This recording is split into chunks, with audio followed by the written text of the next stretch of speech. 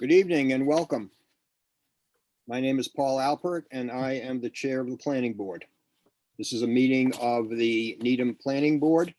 It is Tuesday, January 4th, 2022. Happy New Year to everyone who can hear my voice. This open meeting of the Needham Planning Board is being conducted remotely, consistent with current state regulations, and is being recorded. Public access to this meeting does not ensure that there will be public participation unless required by law. This meeting will not have public comment except in connection with any hearing that is on the agenda. There are no hearings on tonight's agenda. First, we will confirm that a quorum of the members of the planning board are present. When I call your name, please respond that you are present. Jean McKnight. Present. Adam Block. Present. Marty Jacobs. Present. And Natasha Espada. Present. And the chair, Paul Alpert, is present. Next, I will introduce the planning department. We have Lee Newman, our planning director, Present. and Alex Klee, our assistant planning director. Present. Okay, so as each agenda item is reached, I will introduce participants who are here to present or discuss projects and proposals. For those participating in the meeting, please also be aware that others may be able to see you and hear you. Anything that you share or state will be a matter of public record. All supporting materials for this meeting, including the agenda, are available on the town's website, www.needhamma.gov, unless otherwise noted. Meeting ground rules. Ground rules for this meeting are designed to allow for an accurate public record. Each of the speakers on our agenda will be introduced.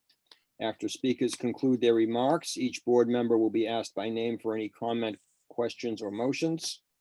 All votes will be by roll call. Each participant, please remember to state your name for the record before speaking. For each person from the public who is recognized to speak, please remember to state your name and address for the record before speaking. That concludes our introductory remarks. The first item we have on our agenda is a discussion regarding a zoning review of a proposed medical use for a major project site plan special permit number 2005-07, Needham Gateway LLC, with regard to property located at 100 and 120 Highland Avenue, Needham, Massachusetts. And I see that we have participants here. Rick Mann, Richard Mann, the attorney for the petitioner, and Mike Moskowitz, who I assume is the petitioner. Look how he appeared just on cue. There we go.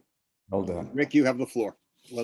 Thank you very much. I want to first, my name again is Rick Mann. I'm an attorney. I represent Needham Gateway LLC. Needham Gateway is the owner operator of the Needham Gateway Shopping Center. I want to thank, first of all, I want to thank all of the members of the board and Lee and Alex for allowing us this period of informal discussion before we file what I hope to be doing shortly, file an application for a special permit amendment to our existing special permit. As I believe you all are aware, particularly based on the last hearing we had on this center, which was just in July, this center exists pursuant to a special permit issued back in 2006 for a major project, site plan review special permit. It's been amended numerous times. The last time, again, in July, when we appeared before this board looking to broaden the uses, actually by way of retracting some of the formerly prohibited uses that were set forth in the original special permit decision. At that time, if I'm sure you all recall, we had a discussion about the change in the retail world that we're all experiencing. Both the internet as well as COVID have been a 1-2 punch to a lot of retail centers around the country, indeed the world. And Needham Gateway has been a victim of that, as well as many others. So we have 3 vacancies that will be coming up at the end of March. One is the FW Webb site, which is an entire building of the two buildings that comprise the center. And the others are Omaha Steaks and Supercuts. In order to fill that, we've been out looking for tenants for months now, and we have two prospects, one of which we want to discuss this evening, the other of which I believe you're aware of, which is the ex-golf. I know I've discussed this with Lee Newman before, as well as with Commissioner Roach, at least in part. And we'll be back to you within the next 30 days with a formal application for a special permit amendment for that use, as well as we hope the one that we want to discuss tonight, which is Carbon Health. So Carbon Health is a company which provides a basic primary care and walk-in care services, medical services. It is owned by a single physician, which takes it out of the realm of Chapter 111, Section 51. It does not need a state license as a clinic. That brings us to the question of what is it under the bylaw in Needham, which is not an entirely easy question to answer since there are numerous definitions that are involved. I had a discussion with Commissioner Roach and Lee Newman a week or two ago, which culminated in a letter being signed by Commissioner Roach, which I believe you have in your package.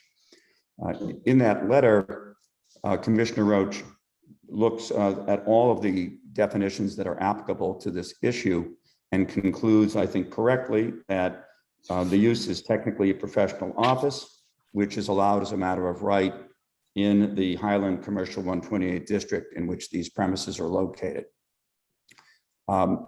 Commissioner Roach and I believe Lee Newman as well, wanted us to have a discussion with this board before proceeding further, just to make sure we were all on the same page on this pivotal issue.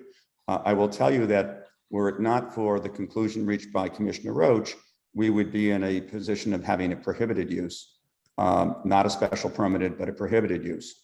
I also think it's important to note that notwithstanding that it is indeed, I believe, a permitted use, we will still need to come back to the planning board for relief in a number of different ways, most particularly because we have the benefit of a parking waiver under the existing special permit, and we will need to come back to you basically to get your approval for a continuation of that exemption based upon this new use. So it will not be that the planning board will lose any jurisdiction, but it does make a difference in terms of our ability to proceed with this use, that we're all on board relative to this determination that has been made by Commissioner Roach. Rather than go through the definitions, although I'm happy to do it, I will presume that the members of the board have read the letter. Be happy to entertain any questions that you might have about it. I believe that it is an accurate interpretation of, again, a number of separate definitions that altogether, by process of elimination and otherwise, lead to the conclusion that this use is indeed a permitted use in this district. That being said, are there any questions by members of the board? Yeah, Rick, I'm not convinced that this isn't a clinic that is subject to licensure under Chapter 111, Section 51. And I'm going to want to see a narrative in the file explaining why it's not, because our bylaw is clear that a clinic that is required to be licensed is not a permitted use. And this is a very complex and complicated situation where we're dealing with a foreign LLC. It's not a Massachusetts LLC. I'm sorry, it's a corporation. This is a Florida corporation. It is registered to do business in Massachusetts. But I'm not convinced by looking at Chapter 156A, Section 17, that the filing is necessarily correct. It appears to be owned by an out-of-state practitioner. I see the definition of clinic in 151, in chapter 111, section 52. I see the exclusion for solo practitioners, but if he's not licensed in Massachusetts, he's not the solo practitioner. So, you know, before I can understand that this is not a clinic that's required to be licensed, I need to have you Sure. put that together for us. Sure. No, I appreciate that. It admittedly is not, I'm sorry, Paul, I cut you off. I apologize. No, that's quite all right. I was done. Yeah, before I respond, you had a question, Adam? Thank you. I did, but I'll let you respond to Paul first. Yeah. So you raise interesting questions. I don't see anything in the statute 111 that deals with the question of the licensure or the state of licensure of the individual physician. But that is something which I will look into with Healthcare Council. You should know that this company is seeking similar approvals in other communities in Massachusetts, and the issue of whether or not they are a clinic for purposes of Chapter 111 is a pivotal issue to them. And they have been proceeding with other communities, which is not to suggest that these are not legitimate questions, but I think that there are answers to them. And I will do my best to get you a response. Good. That's really the only issue that I see. I mean, if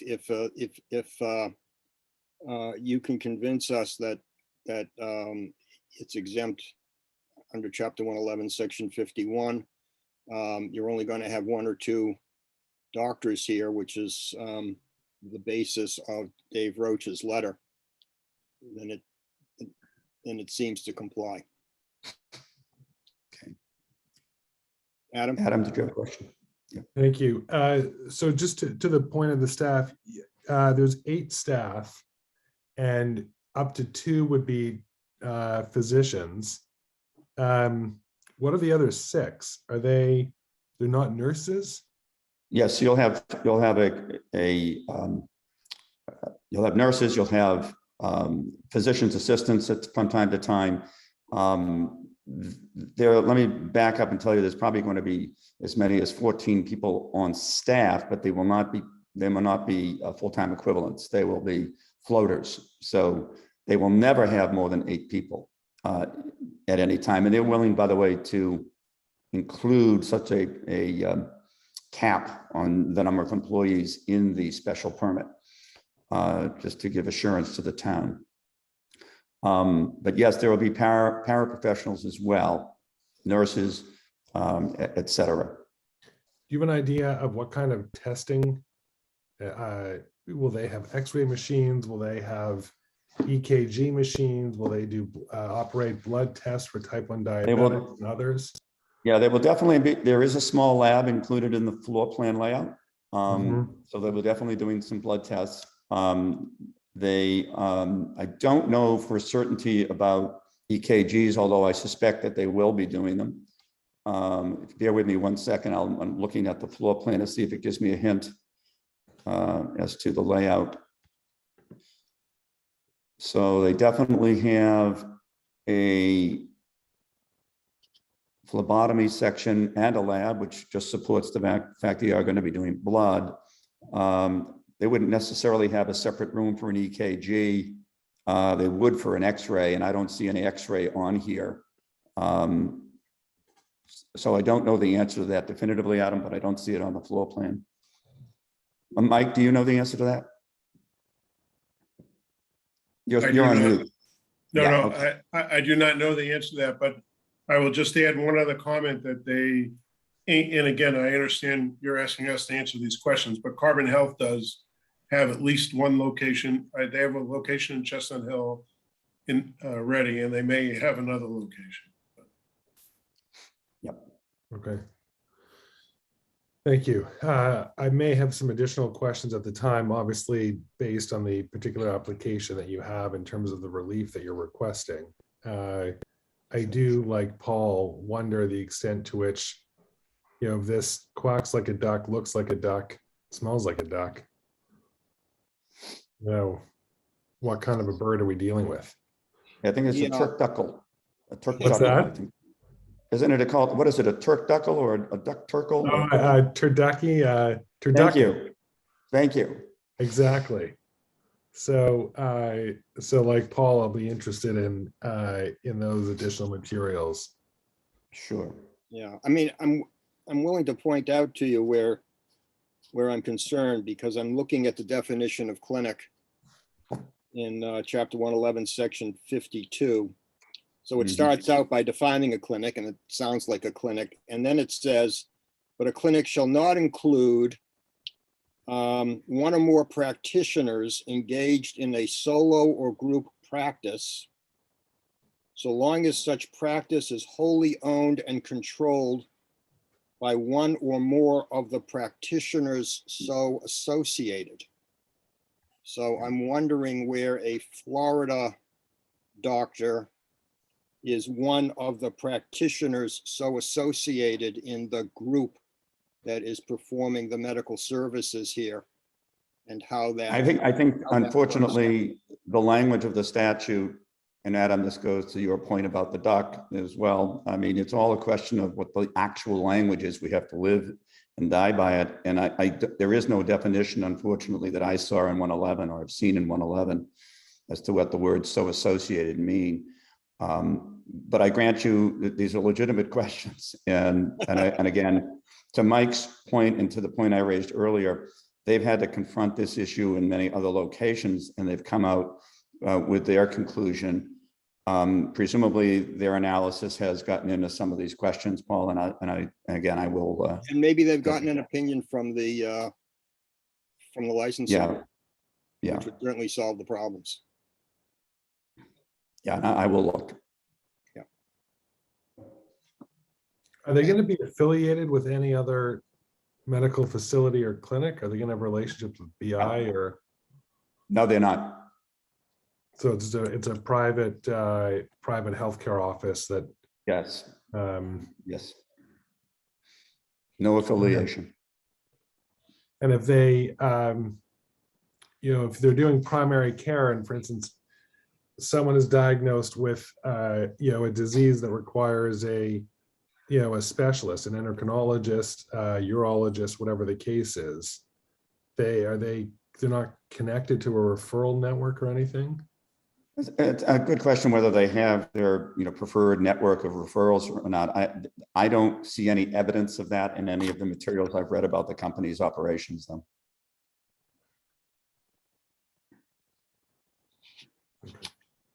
Okay. Jean, you have any questions? No, I very much appreciate, Paul, the research that you did, and I think you're asking the right questions, and look forward to hearing the responses. Thank you. Marty, you have any questions? And not beyond what you've asked, except for this one thing, Rick, really out of curiosity more than anything. Is the intent to operate like an urgent care clinic? Yeah, walk-in clinics basically, or nomenclature is a little odd in this whole situation, but yeah, I would characterize it in that way. I also, just like Gene, Like a care well. I'm sorry, like care well. I would imagine it will be like a care well. Okay, so I would simply say that if you can satisfy the question that Paul has asked, I then would agree with Dave Roach's reading of the bylaw. Yeah, I'll just take the opportunity to just make one political statement if I could. It seems odd that we're faced with a choice of either having an allowed use or prohibited use. It ought to be a special permitted use. It seems to me, which unfortunately there's nothing we can do about, but I'm left in the position of having to argue this, from the specific language, which fortunately provides a pathway to get where we need to be, subject to Paul's good questions. Also, I was curious, how is the, medical waste, discarded or removed from the site or treated? I don't know, Adam. I think that's it's a question that you'd want to ask if we get to the stage of filing the application at the hearing. But certainly there are laws that apply to the disposition of waste that they'll have to comply with. And no doubt do comply with. Yeah. Adam, we really need to leave the specific questions of the operation to a point where we actually have an open hearing. I understand. Okay. Yeah. Thank you. Natasha, do you Well, again, I want to thank you very much for the opportunity, and I will get back to you addressing the points that you've raised. Great. Thank you. Appreciate it very much. Thank you. Mike, good seeing you. Rick, thank you. Good to see you. Thank you. Thank Thank you, you. gentlemen. Thank you all. Okay, next item on the agenda is a transfer of a special permit to an affiliated entity. Major project site plan special permit number 2011-01, Wingate Senior Living of Needham, Inc., 63 Kendrick Street, is the petitioner for the property located at 235 Gould Street in Needham. You have anybody here on that? No, I didn't think it was necessary to have them here. This is Okay. just basically, our decision requires that in the event that there's a transfer to an affiliated entity under their control, that they need to notify us of that transfer. And they have so done that. And I just wanted the board to be aware of it. And I wanted to ask the question as to whether or not you'd like something recorded at the registry which recognizes this transfer. Yes, Jean? I have a question because there seems to be a discrepancy between two separate letters from Jonathan Scharf of Wingate, one dated December 13th and the other dated December 17th that are in our packets.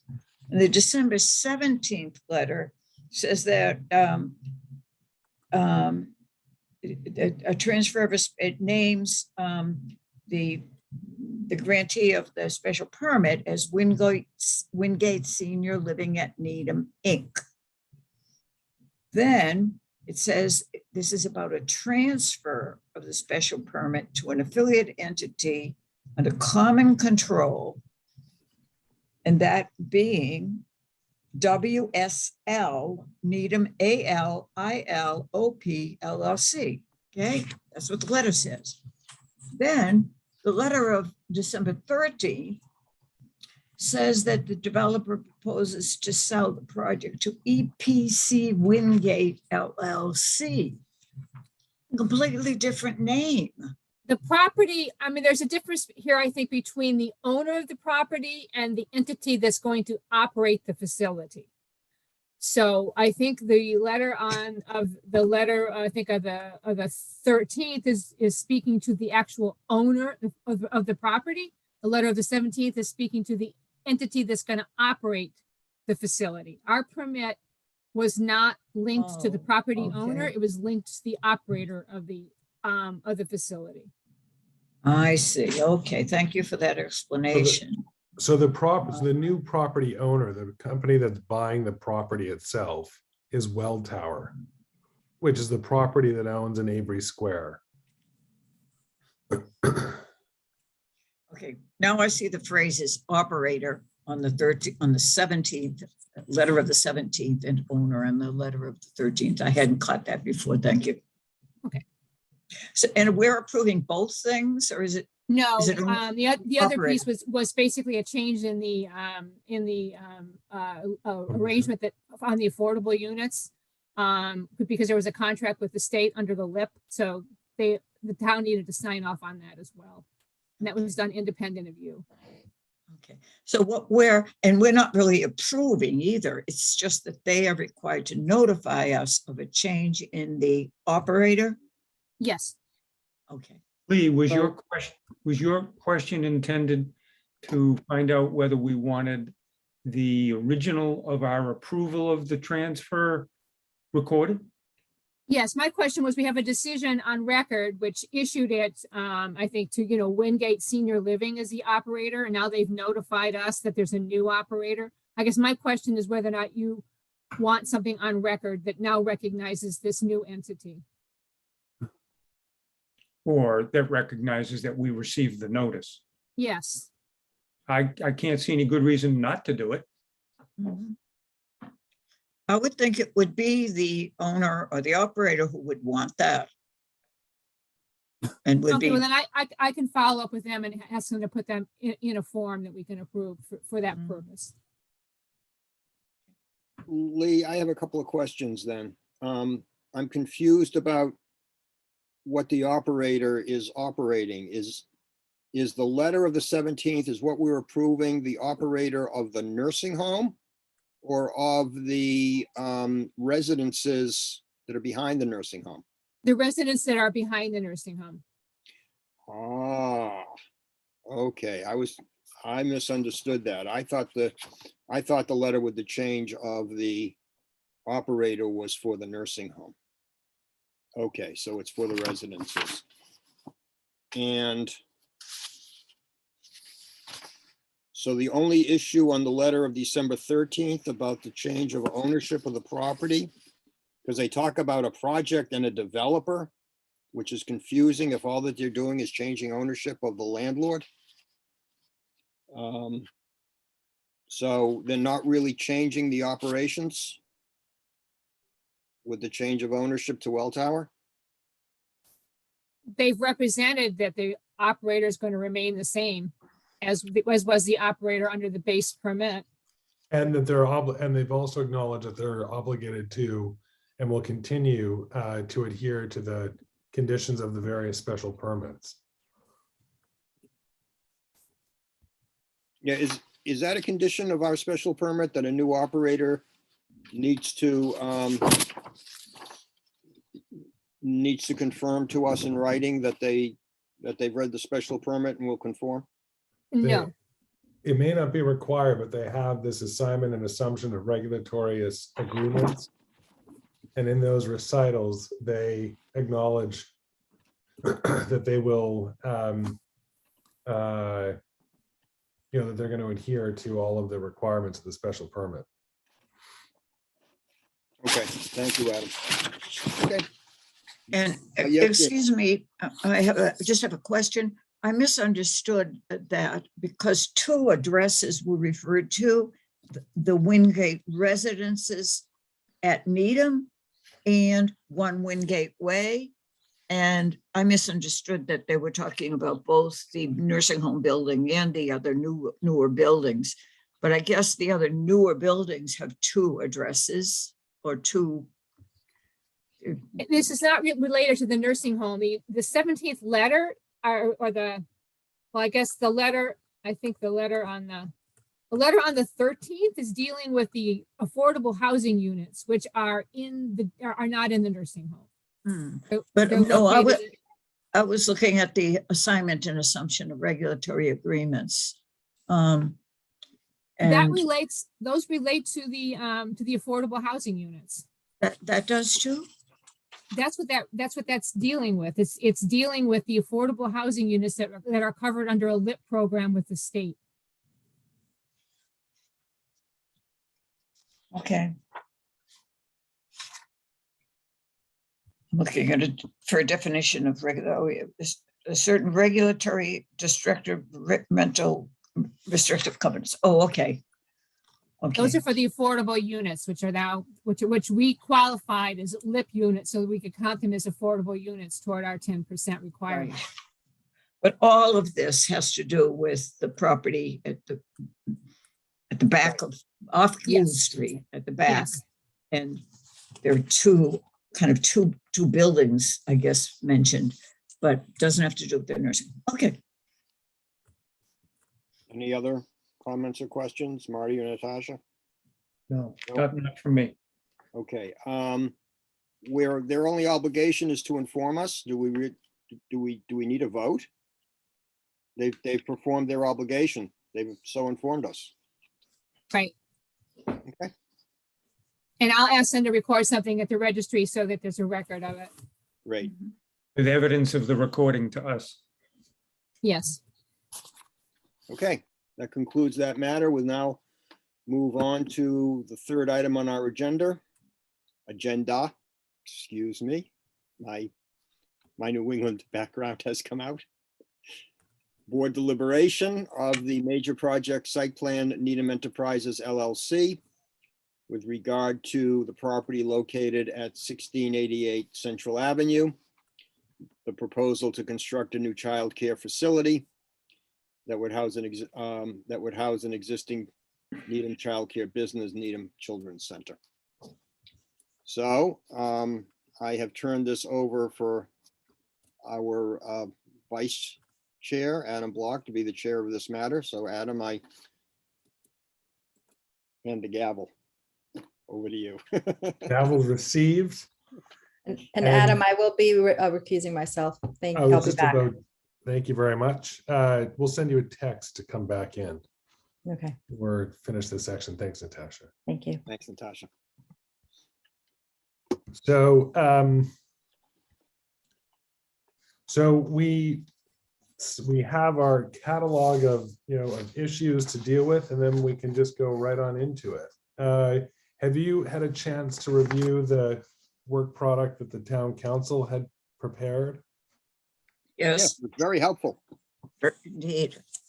I thought it was too. I'm glad that you guys did as well. And so, that can help guide some of our discussions. Do you want to start? Where would you like to start? Do you want to deal with some smaller issues like parking, or do you want to deal with, jump right into setback or other issues?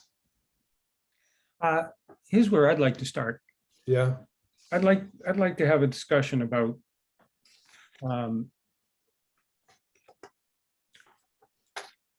whether building a separate building, non-residential building on this residential lot where there already exists a non-residential building is in violation of our zoning bylaw or not. Let's start there then. I think my understanding, and you raised an excellent point, as was brought up by Holly when in her submission, questioning the extent to which the barn is truly accessory, as we define accessory as being a customary. Let me go back, okay? Because I want to be focused on this because I don't want to spend too much time on this. But here's my real question. I think, can we all agree that the section that we're talking about is on page 31, section in the use table? Let's make sure we're all focused on the right thing. Page 31, did you say? Yes.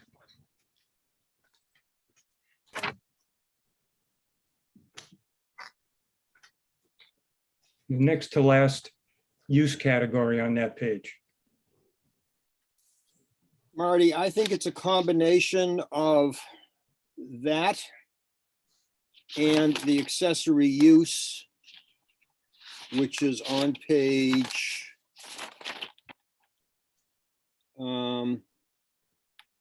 33. Let's start with 31. Yep. So let's just look at 31. And I'm going to ask the specific question with regard to the next to last use category on page 31. Does anyone here believe that having two non-residential buildings on a single residential lot is allowable based on page 31? Does anybody think it is? I have to combine it with the accessory use on 33, because are you going to say that, forget about the barn. Are you saying that a non-residential use on this residential property cannot have a detached garage? Cannot have a separate shed on the property? If it's a non-residential building, would those items be non-residential buildings?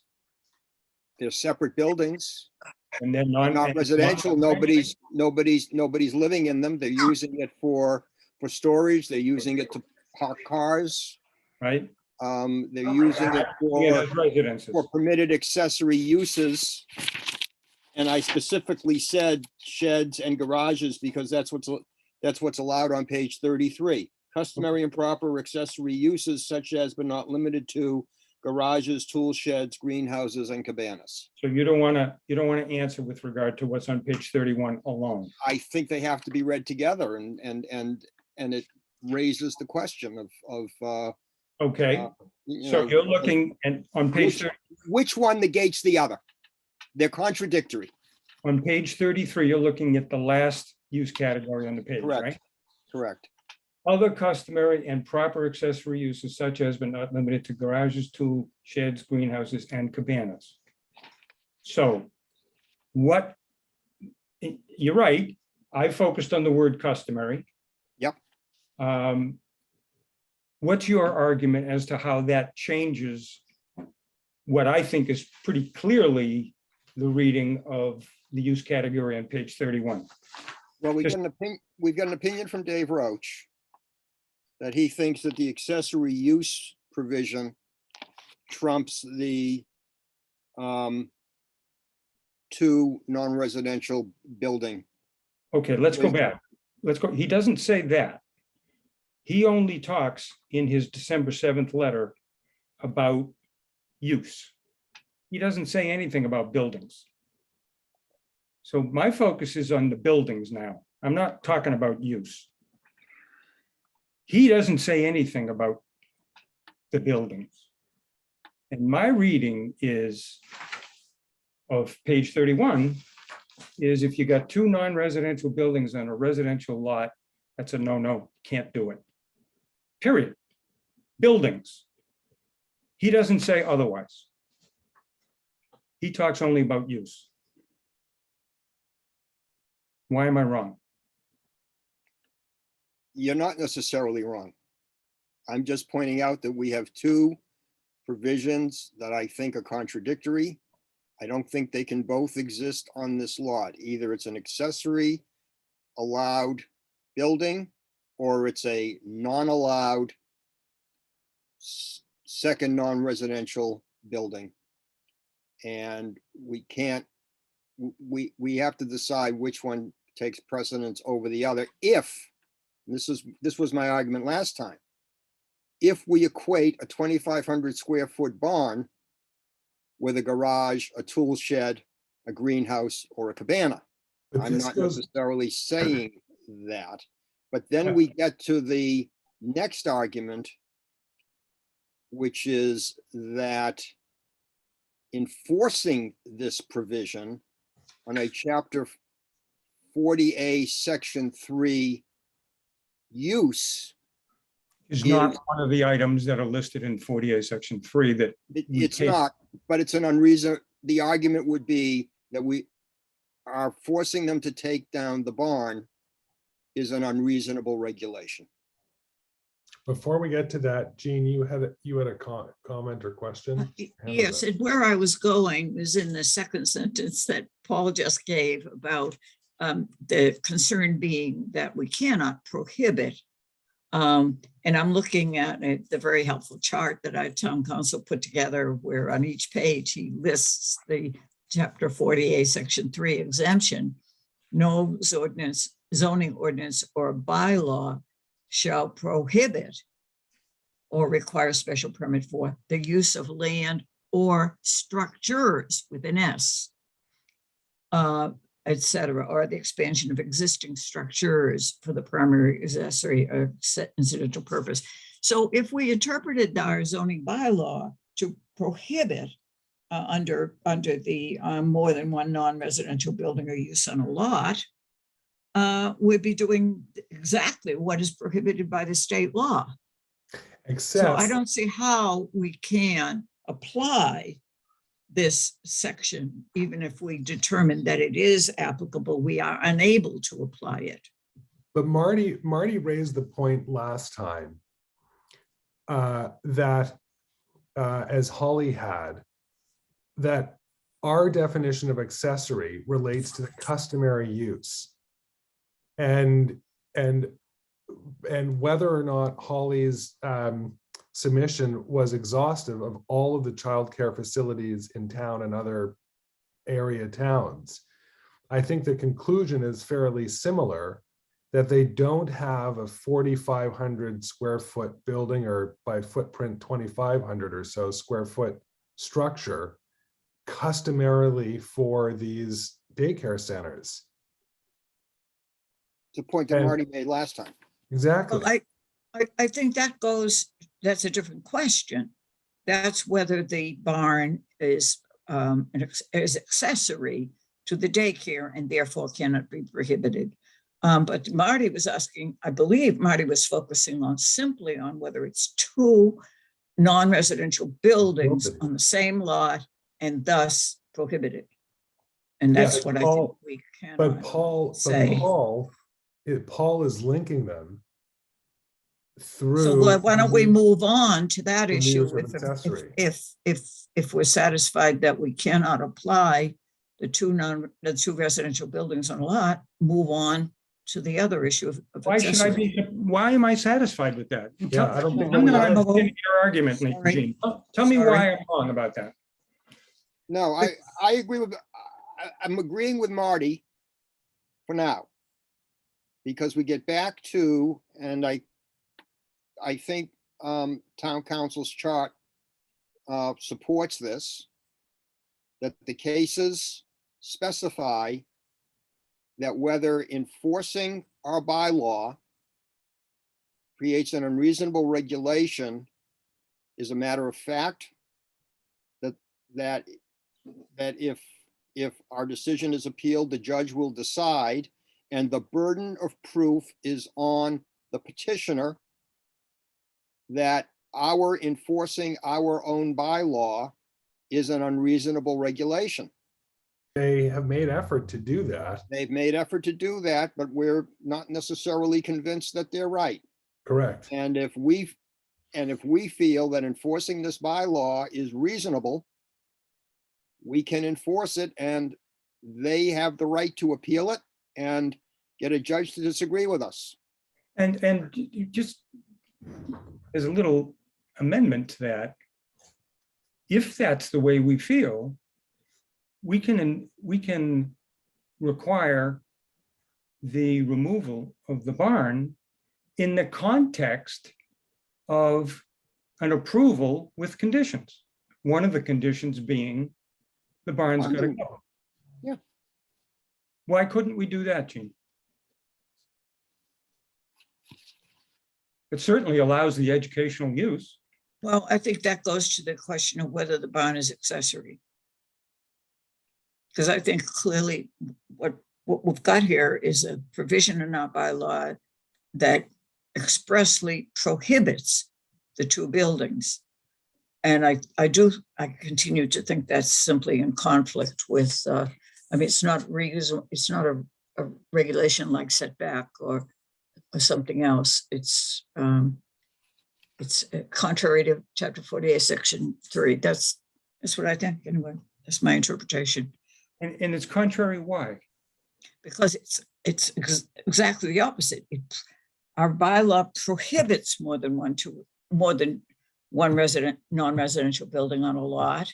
Right. And Chapter 48, Section 3 says no zoning bylaw shall prohibit the use of structures or the expansion of existing structures, etc. And that's what we'd be doing. Or the expansion of existing structures. We're not, first of all, I'm not talking about use at all. And how would my reading prohibit the expansion of existing structures? Well, we prohibit the use of the proposed daycare center that they want to build. Why? They can build it under my reading. Because under your interpretation, that would be two non-residential buildings on a lot. The How does alternative, that prohibit the use of the new building they want to build for a childcare center? Remembering that the barn was never any part of their plan for the childcare center. That wasn't, the barn had nothing to do with the childcare center, Gene. That was clear for the first 6 months of this proceeding. So how would that, any of this prohibit the use of the land or the structure that they want to build for a childcare center? I don't understand the reading that you're making of it. Well, There is a don't way know what around else to say. If the barn is a permitted accessory use to the proposed brand new childcare center, then it, it can't be prohibited. If it is not an accessory use, then it can be prohibited. And what do you say to the argument that it won't be accessory unless it's a customary use? Well, then we can talk about that. Okay, let's talk about that. All right. So- Do you think If that's the kind of the ball is in my court, I'll mention that many properties in Needham have very large barns associated with them. I happened to be going for a walk on the foster land today and met the neighbor who invited me to go up and look at his house and his barn, which is a very big barn. And I happen to say, it's unusual to have such a big barn. And he said, oh, a lot of older homes have big barns like this. And okay, so that's history. But also, I think I mentioned this last time. Apparently, our building inspector just recently issued a building permit on Dwight Road for a new house and 2 great big accessory buildings. So these are, but you're talking about a residential lot. Yeah, Not, right. not analogous. I'm Oh, talking I about see. non-residential lots. You're focusing on whether a separate building of the size of this barn would be considered a customary accessory for using, for storage, would be considered a customary accessible use to a daycare center. We have, as far as I'm concerned, we have no evidence from Evans that demonstrates how a barn, let alone a building of this size, is customary to daycares either in the vicinity or elsewhere. We have no evidence to that. And I think that if that is the test of what's regarded as accessory, therefore it fails. And it cannot be seen as accessory regardless of its original intent or its subsequent intent, where they basically said much later in the proceeding, okay, we'll keep it, but we'll just keep it only for the purposes of the daycare. And they imagined a number of scenarios where it may be helpful for solar panels and storage. But based on that, I'll get to you in a second, Paul.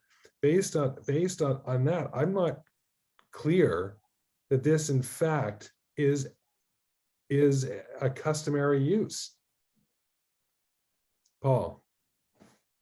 I'm not clear that it's a customary use either, because the barns that we're talking about are all accessory to residences.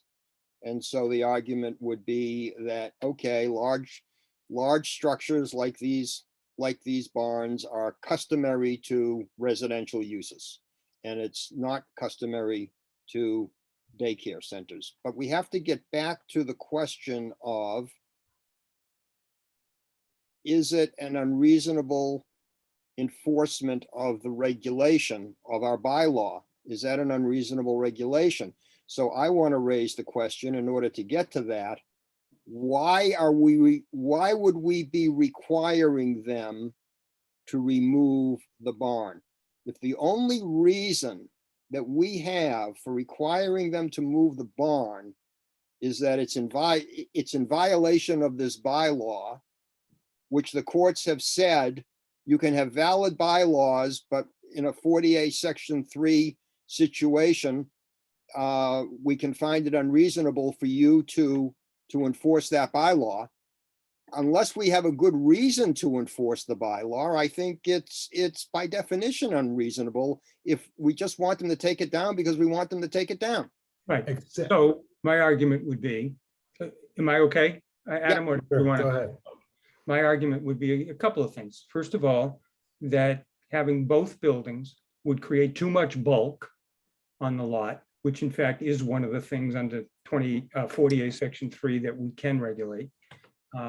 And having more space on this lot should relieve some of the pressure to have more on-site parking and traffic flow, which everybody seems to be concerned about. A third point, if I may, Marty, is that I think in the Rogers Court, the preservation of the character of the neighborhood was regarded as a legitimate municipal concern, which brings up setback. And on that basis, if the building was set back to 200 and something feet, that was in line with the most analogous use in that area, which would be the temple, and where the attorney for the temple at the time intentionally said that they intentionally set that building back to preserve the character of the neighborhood, that I think that too holds. One more thing, because I need to add this in. One of the documents that I keep going back to is the Design Review Board of August, I think, 11. Mm-hmm. And it incorporates their comments from March and from May. Twice, the applicant was before the Design Review Board before we ever held a hearing on this. And twice, the Design Review Board basically said, well, what's with the barn? Why can't you set it back further? Why can't you make the barn part of the child care center? Look into these options. And they said that in March, they said it in May, and they said it in August, all 3 times.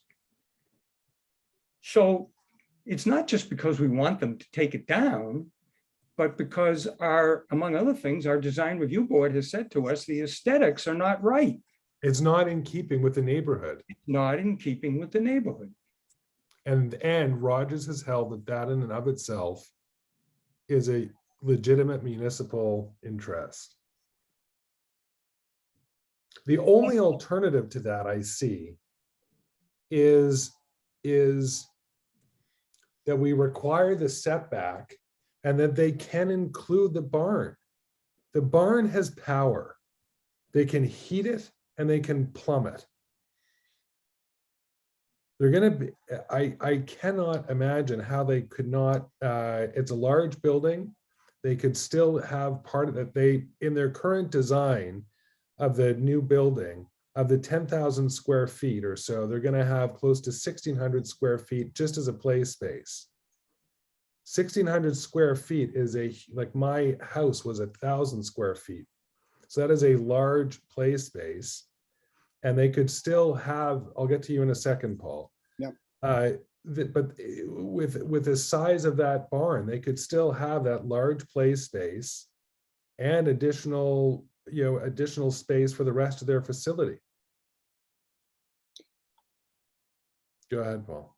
Okay, so I came up with another alternative.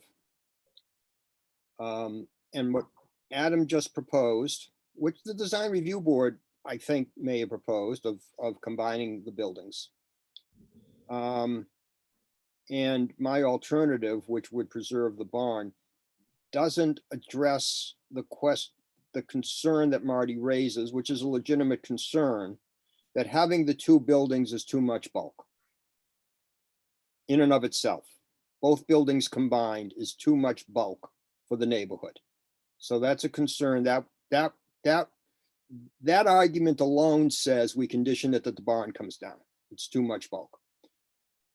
I took a look at the plans and I took a ruler to the plans. The first thing I discovered was that it wasn't exactly drawn to scale because, you know, the distances as shown on the plans didn't always match up with the ruler. But what I came up with was you keep the barn, you move the building back almost to the barn. They have walkways on their plans and all their walkways are 5 feet wide. Okay, so a 5-foot walkway, you have a 5-foot walkway between the barn and the back of the building. You set the building back. You don't even have to change the design. You don't even have to reconfigure the building. You just push it back so that it's roughly 5 feet. Okay, so it's 7 feet. I'll give them that. From the barn. So they have access to the barn for storage, which is what they say they want it for. They have access to the barn as a complementary play area for the kids. And what I came up with, because it wasn't exact, I couldn't come up with an exact number, was that now the Central Avenue side of the building, which is kind of a side, it's not the front, because I think the front is facing Temple Aliyah. The Central Avenue side of the building would be approximately 130 feet back. And Adam is still pushing for 200 feet back. Jean has said that she's okay with the 64 feet that they've already proposed. I think I'd be satisfied with 130 feet back. I don't like 64 feet. I don't think it fits into the neighborhood at 64 feet back. But I think it might be okay at 130 feet back, but that's far enough back that it preserves the character of the neighborhood. Doesn't solve the bulk question, though. We now have two large buildings. It's a big lot. It's a lot of land there. And it also doesn't satisfy the question about 2 non-residential structures on 1 residential lot. Well, but then we get to the question of whether it is an unreasonable regulation for us to enforce that bylaw provision. Where, you know, is it really necessary to enforce that bylaw provision here in order to preserve the character of the neighborhood, which is really what we're talking about here, both the setback requirement and and the bulk of the buildings. That all comes under the preservation of the neighborhood, which is a legitimate municipal purpose. May I ask you about your proposal, Paul? Yeah. Where would the loading area, the handicap parking spaces, and I guess there's another 2 parking spaces that are in that area you're speaking of, that the building? I think they have to reconfigure the whole parking, and they've got so much land there, Gene. They've got land behind the barn. They've got land on the sides of the barn. They've got land on the sides of the building.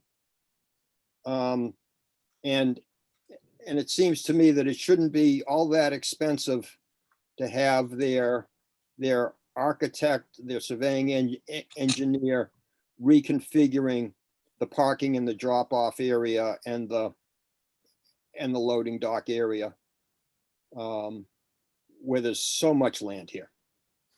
It's not like we're dealing with a 10,000 square foot parcel of land. Well, They've got wouldn't plenty of room. want- One thing I like about the current design is that the drop off and so forth is set back from the front. You do see the building. and changes were made to make it more residential in appearance. The long profile of the building faces the temple, so the profile that faces the street is not that long. And that's where the as I front of the building is. I recall, think that's where the front door is facing the temple. Yes. well, that's where the children are being dropped off and so forth. I But think I'm that's the front talking, door of the building. what I'm talking about is the facade that faces Central Avenue is, is somewhat residential in appearance, the way it was redesigned.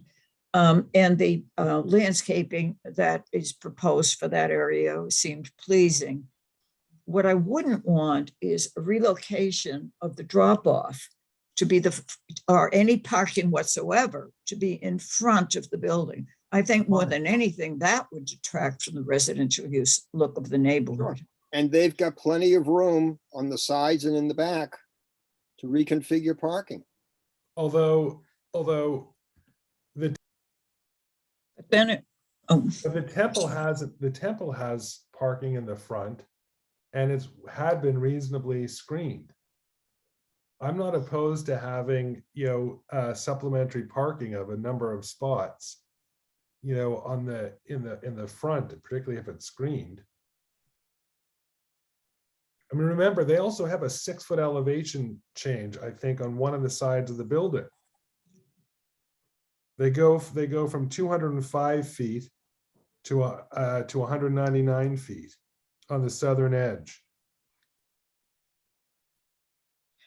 And at the northern edge, their elevation is 206 feet. For example, the current parking area is a significant distance away from the property of Greg Dara and Nicole O'Connor, which I imagine they're fronting on Country Way. But to create a new drop-off area and to create new parking could mean that the parking would necessarily have to be closer to those property owners. I don't know. I'm a little concerned. I'm concerned about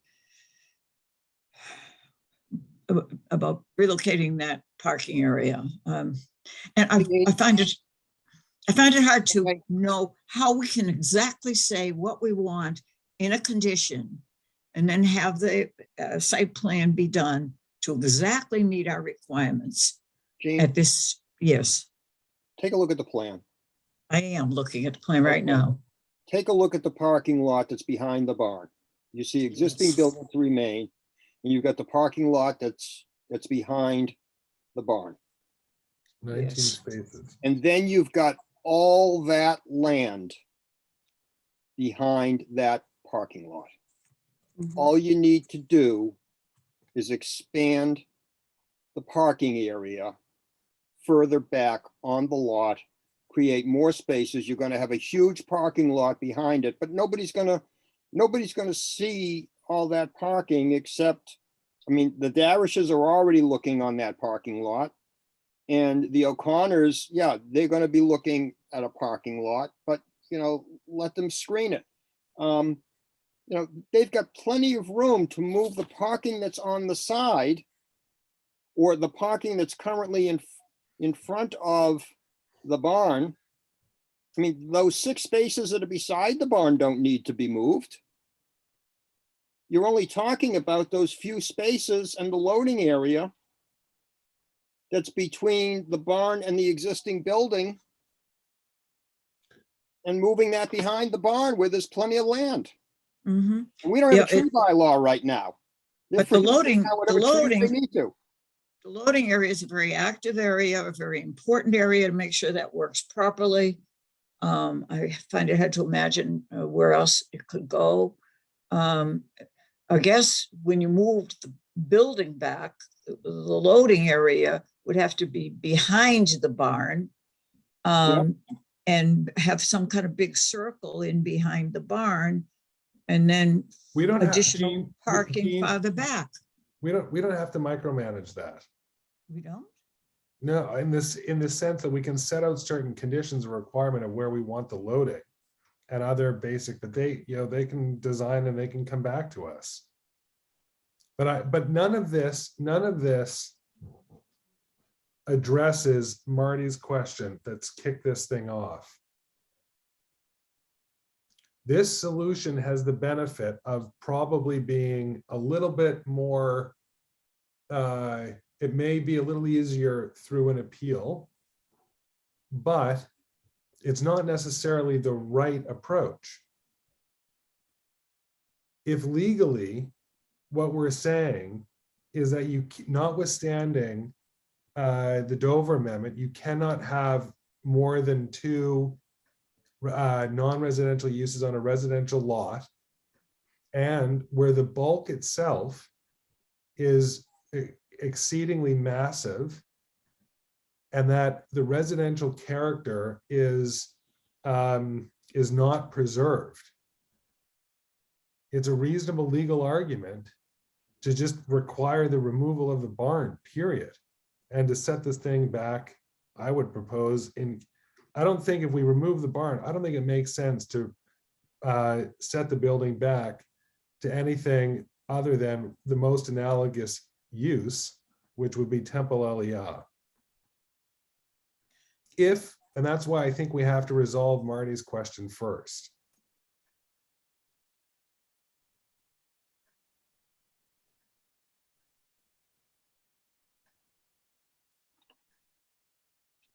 The barn, I will just say, to me, it's beyond clear that the bulk problem is all with the barn if the barn stays. And it's been made clear to us really from the beginning that the barn has nothing to do with the child care center. To say that, well, yeah, maybe they'll use it for storage, I mean, that's obviously an afterthought. And they're doing it because they feel like they have to, but it really has nothing to do with the child care center. And that also presumes, Marty, that it's a bona fide accessory use. That's correct.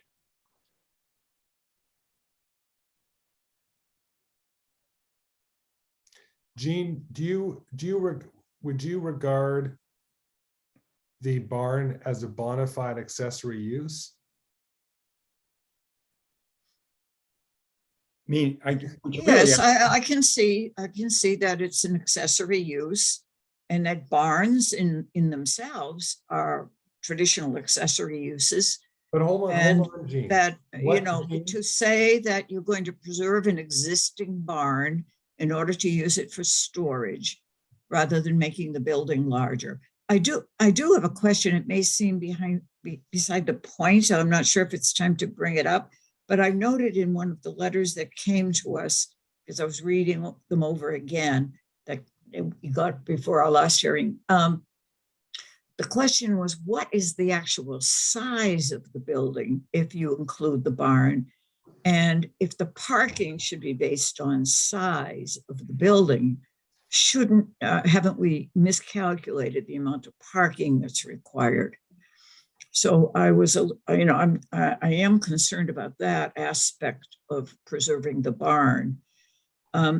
In what the question I wanted to ask, and I didn't have time to research it myself, was when you calculate the amount of, I know that we don't have this particular use in our table, uses that require X parking, daycare centers, that is.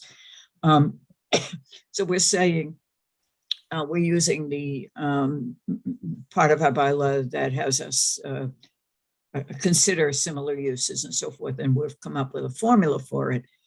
But it seems when we came up with the parking, it wasn't clear that the barn was going to be used as an accessory.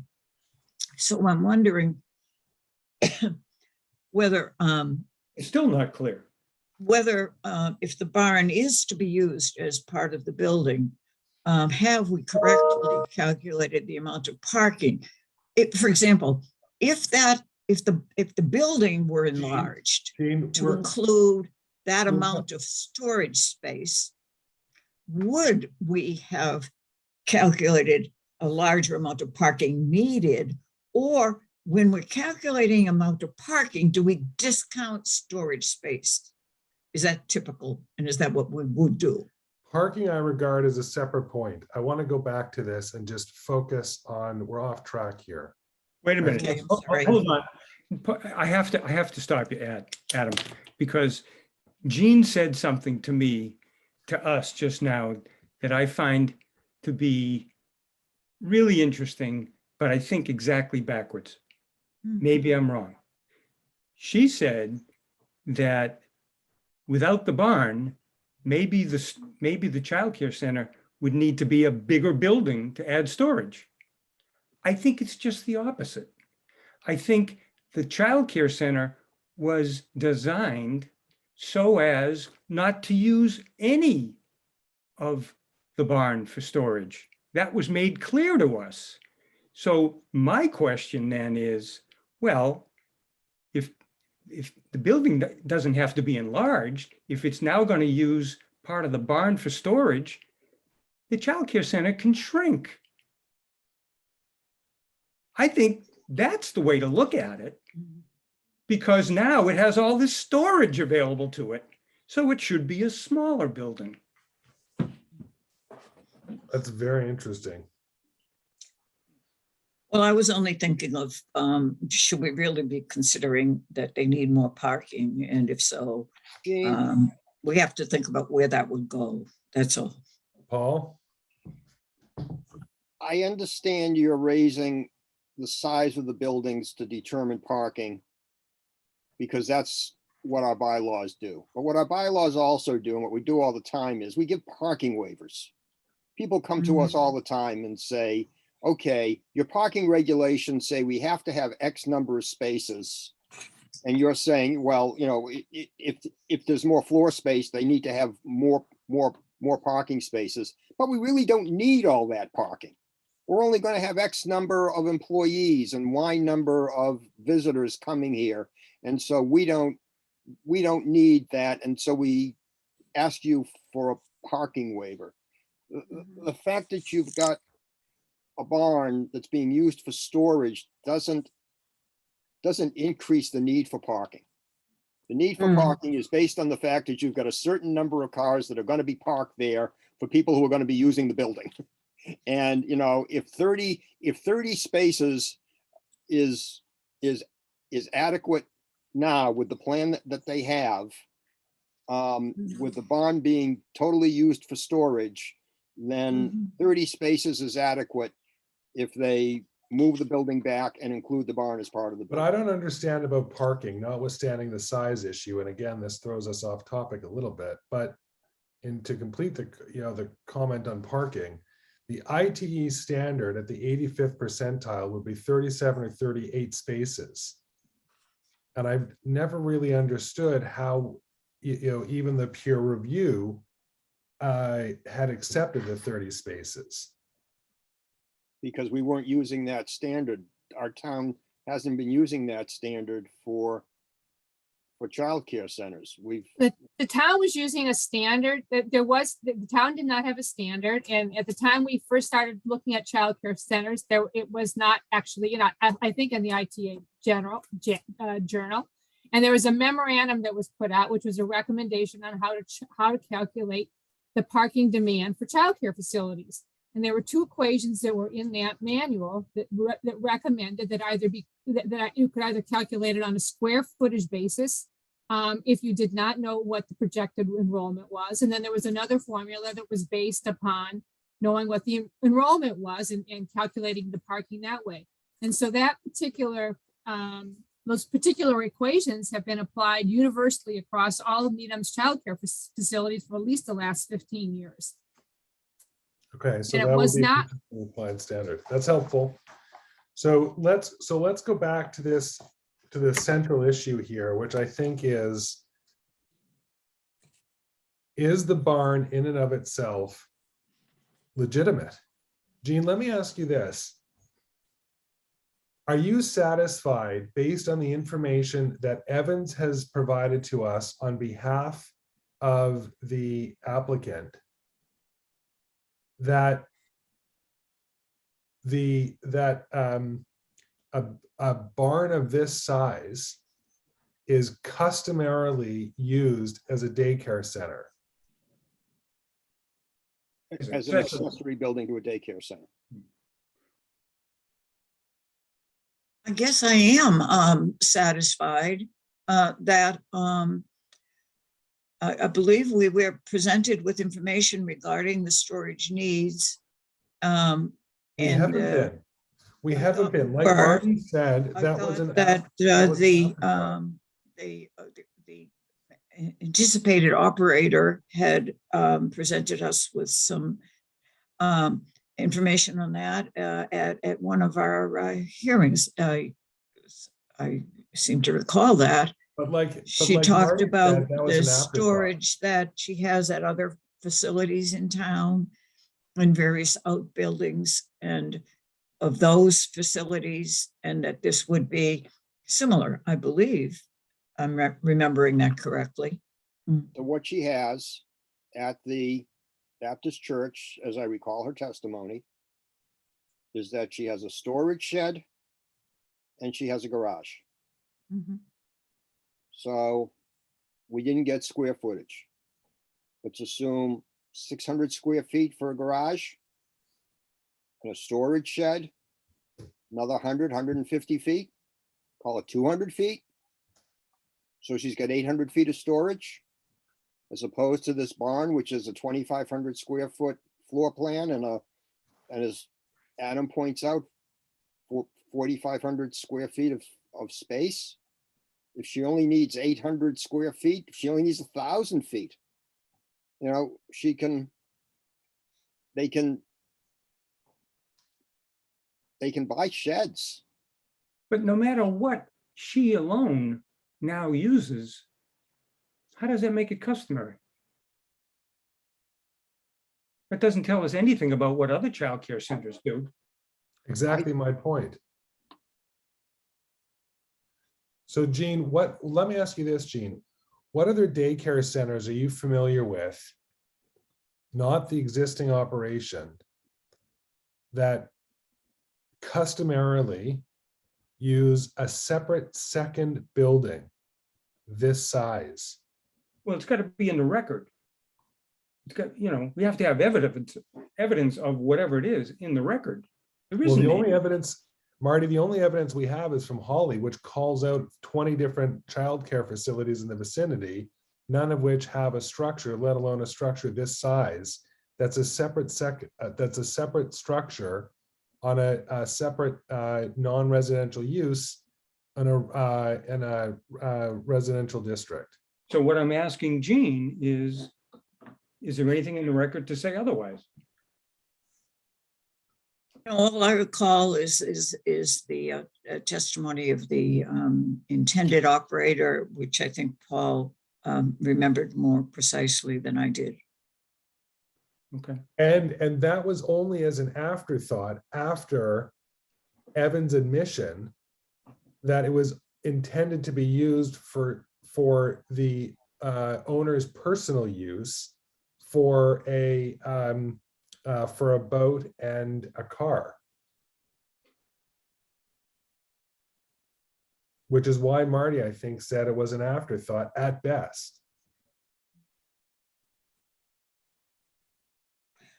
Well, I must admit, I'm coming from the point of view that the front setback is far enough back.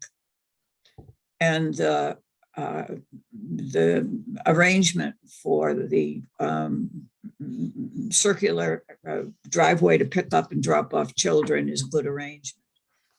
And so therefore, if I realize that my point of view is not one that is shared by other members of the board, but therefore I don't see a big reason for tearing the barn down. I mean, Marty says it just makes the whole property, as far as the structures on it, would be too much bulk on the property. But also, it's been pointed out, it's a very large parcel. The barn has been there for a long time. But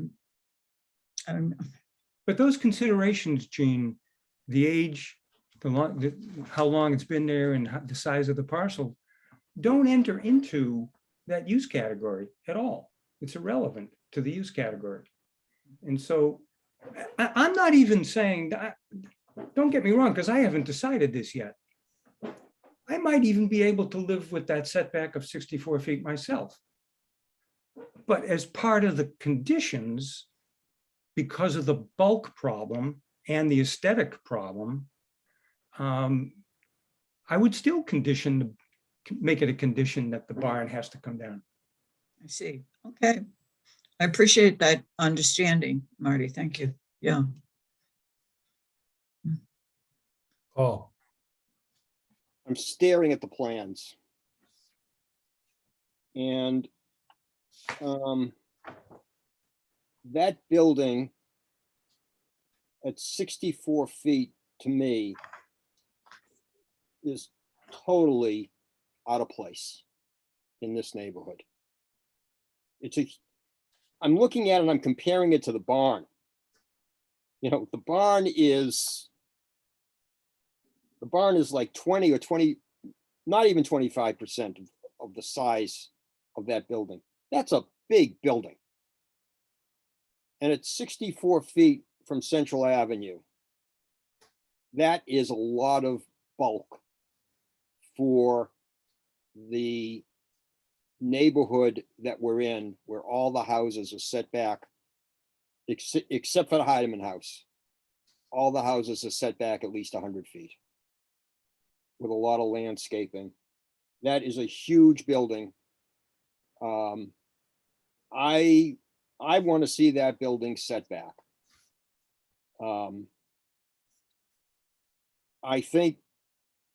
I think that I could be satisfied, not totally happy, but satisfied if we allowed them to keep the barn and we set it back, like I said, so that it was 130 feet back. I understand Adam's position that it should be further back than that, which means they have to remove the barn. or include the barn, by the way, they can include the barn. Well, Adam, even if they include the barn, if you move that building back to the barn, I mean, I'm only talking 5 feet between the building and the barn if they don't connect it. So you're still talking about it's being set back only 130, being set back 135, maybe 140 feet. If they push it back and then attach it to the barn, you're not going back 200 feet. If you do that.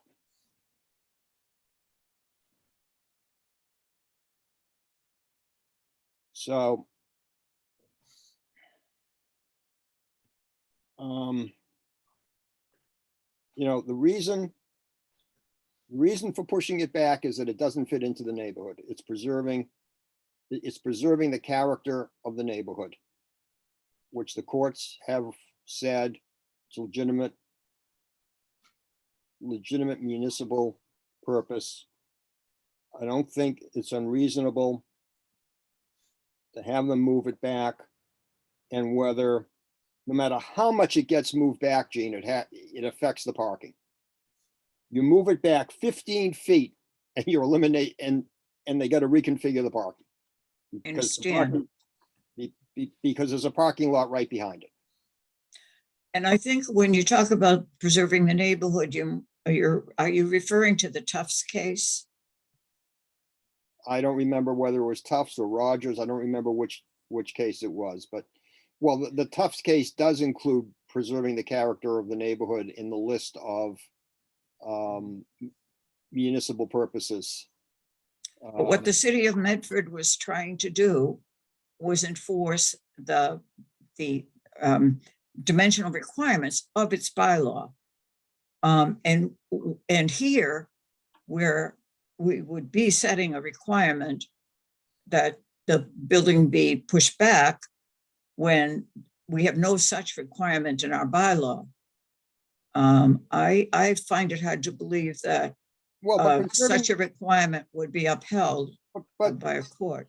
But preserving the character of the neighborhood is in our site plan, major site plan, special permit criteria. criteria. I It's understand. there, it's in the bylaw. And again, I'm going to read from the Tufts case. And it's a general statement. It's not specifically applied to what Tufts specifically wanted to build. This is the SJC giving the general language. Local zoning requirements adopted under the proviso of the Dover Amendment, which serve legitimate municipal purposes, sought to be achieved by local zoning, such as promoting public health or safety. This gets to the traffic issue.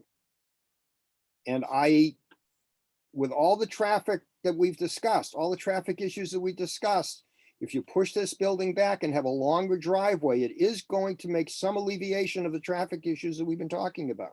To have that much more, and another 65 feet of driveway until you get to the building is going to alleviate some of the traffic. So let me go back.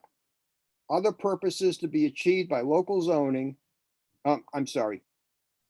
which serve legitimate municipal purposes sought to be achieved by local zoning, such as promoting public health or safety, preserving the character of an adjacent neighborhood, or one of the other purposes sought to be achieved by local zoning as enunciated in, they cite a 1975 statute, may be permissibly enforced consistent with the Dover Amendment against an educational use.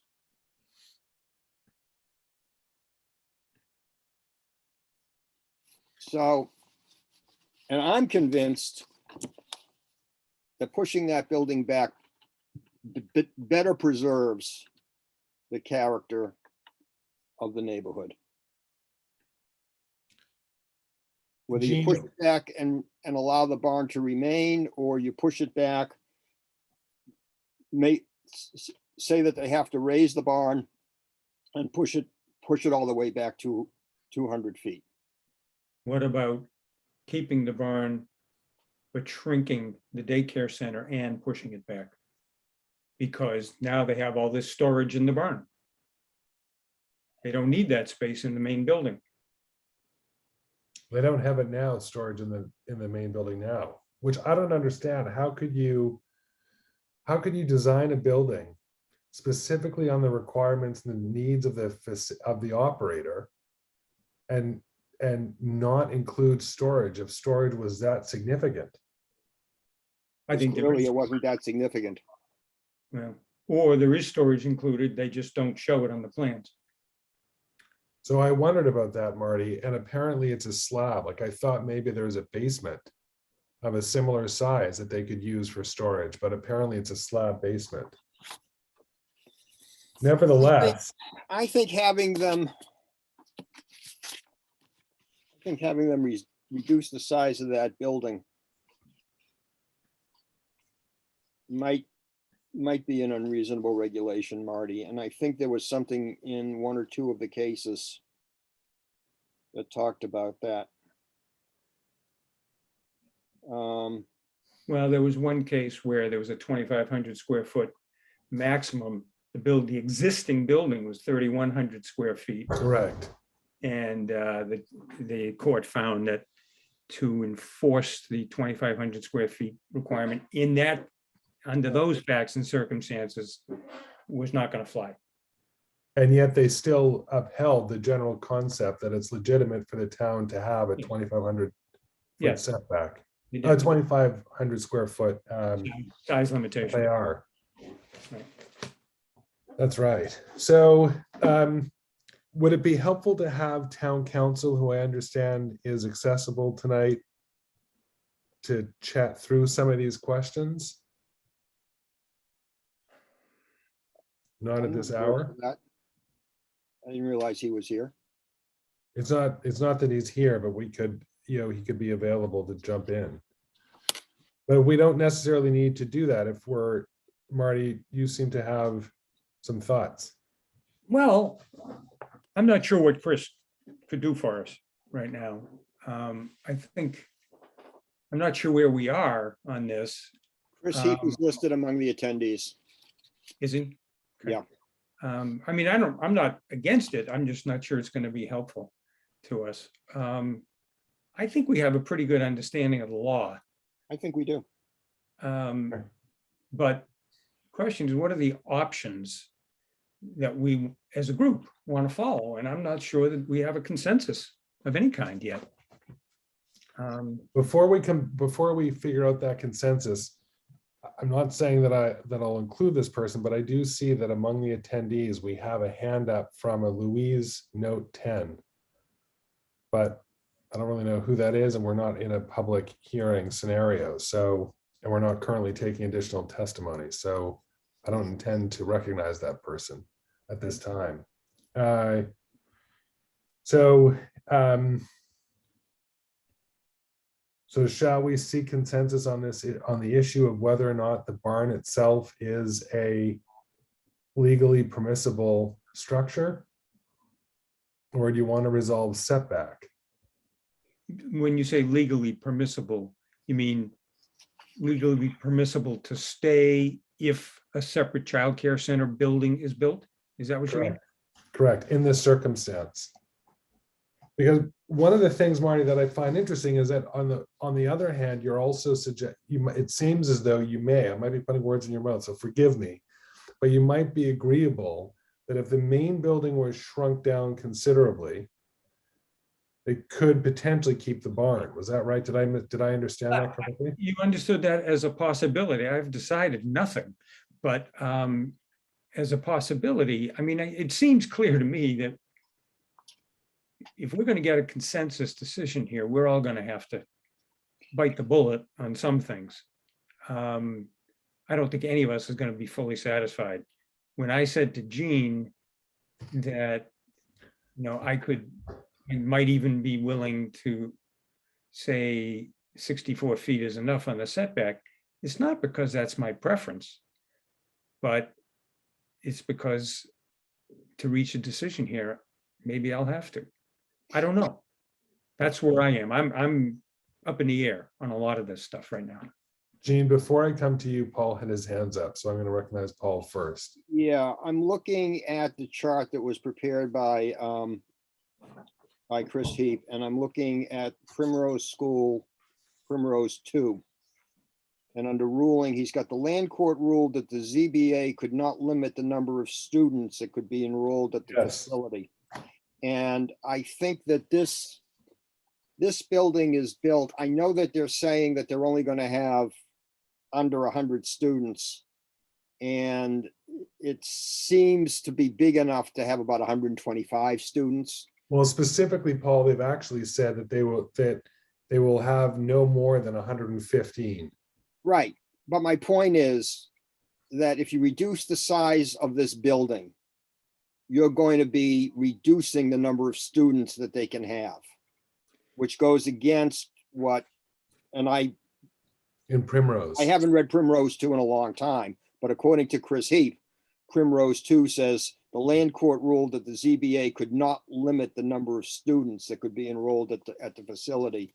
And by it seems to me that by chopping off, 2,500 square feet from this building, you're going to be limiting the number of students. Adam, that Yes. leads to a question that I have.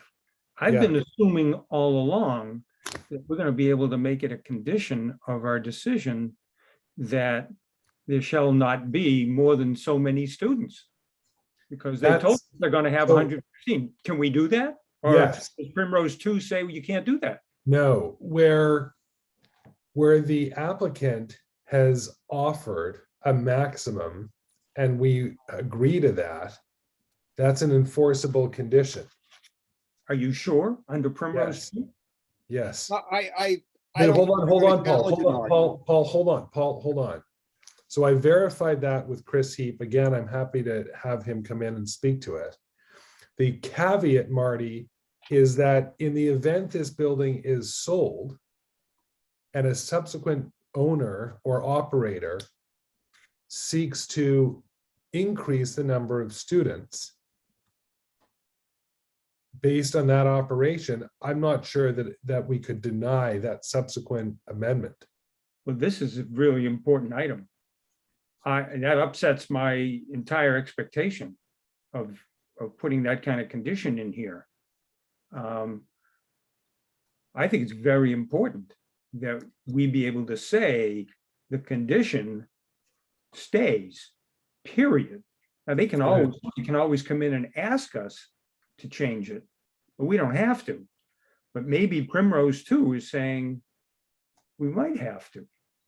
So one second, Paul, where this is an agreement and something that they on their own have offered, it's an enforceable condition for the duration, except where if a subsequent developer or subsequent owner seeks to increase it by an amendment, we could deny it and then have, and then it may be challenged in a court if we deny it based on Primrose. But I think the best thing to do to satisfy you is to probably bring Chris in if he's available. Paul?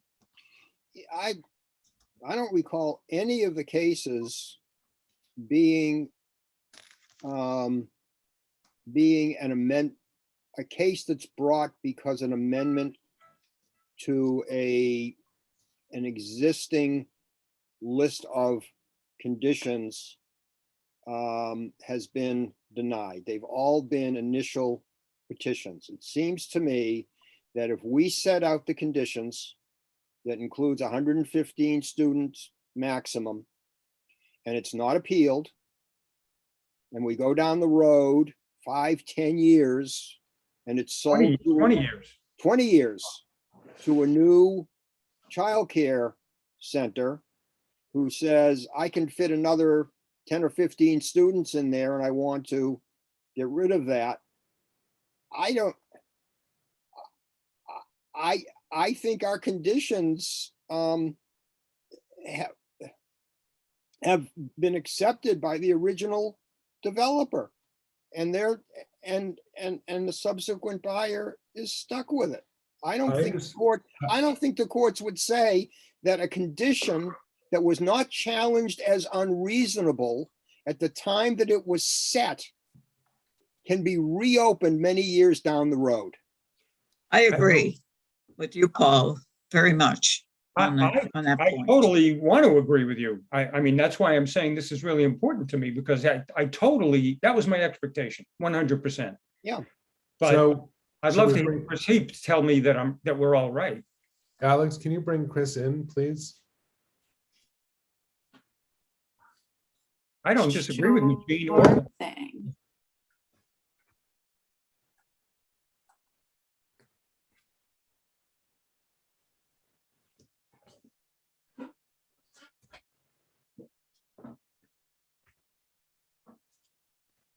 Hi, Chris. Thank you very much for being available tonight. Of course. Have you been following for us, Chris? Have you been following the last period of our deliberation here? I have, and I'm comfortable that if you include that student limit as a condition in your approval, that's likely going to be enforceable forever.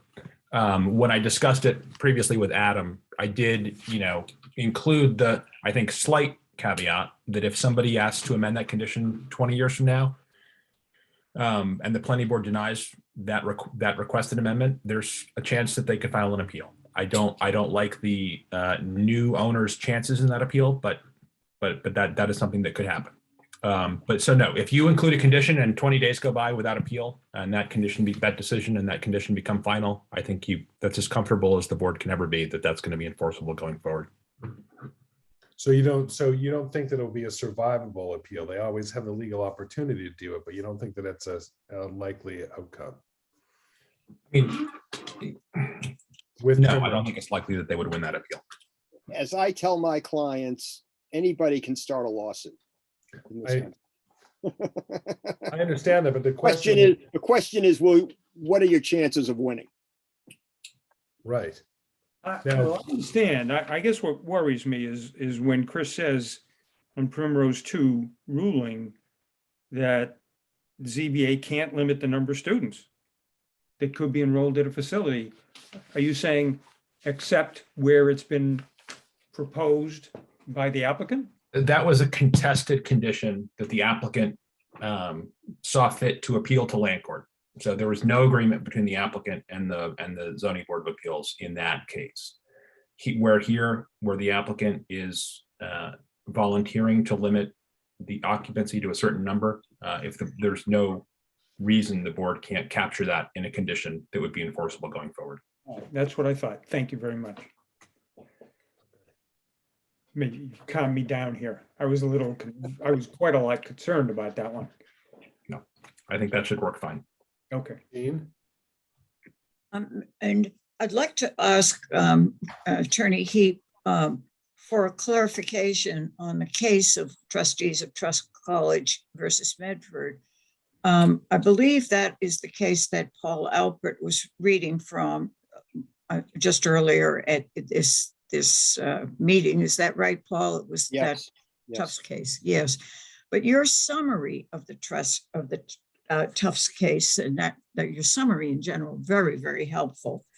And it said that there were parking, loading, and setback requirements of the Medford zoning ordinance that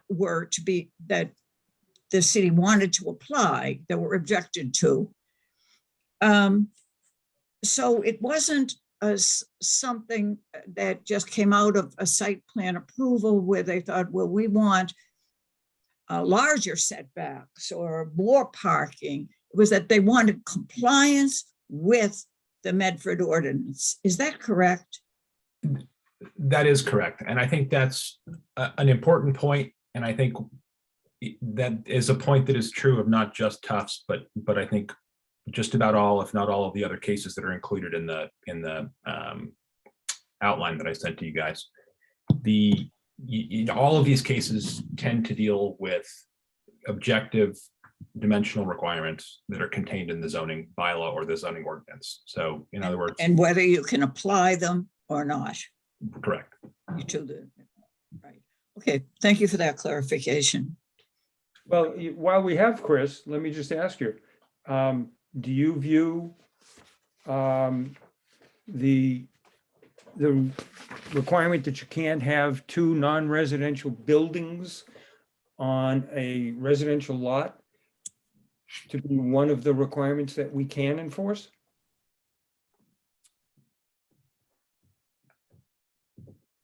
I think that the barn is likely entitled to protection of the Dover Amendment to the extent it's being used for childcare facility purposes. And I'm hearing, I did not hear all of the evidence that the board members did over the course of the public hearing. And I think there's some conflicting evidence and maybe opinions as to whether that barn is going to be used for childcare purposes.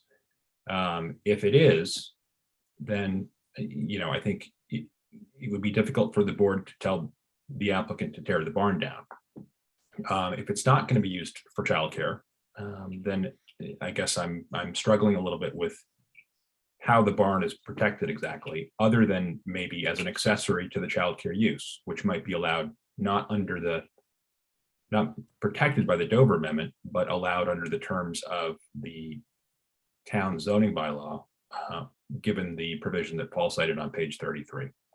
Except that the question has come up that even if it were, and the final testimony we had from Evans was that where previously the owner intended to use it for personal purposes, they subsequently, on learning that it can't be anything other than an accessory use, then therefore it will be an accessory use, so they can keep the barn.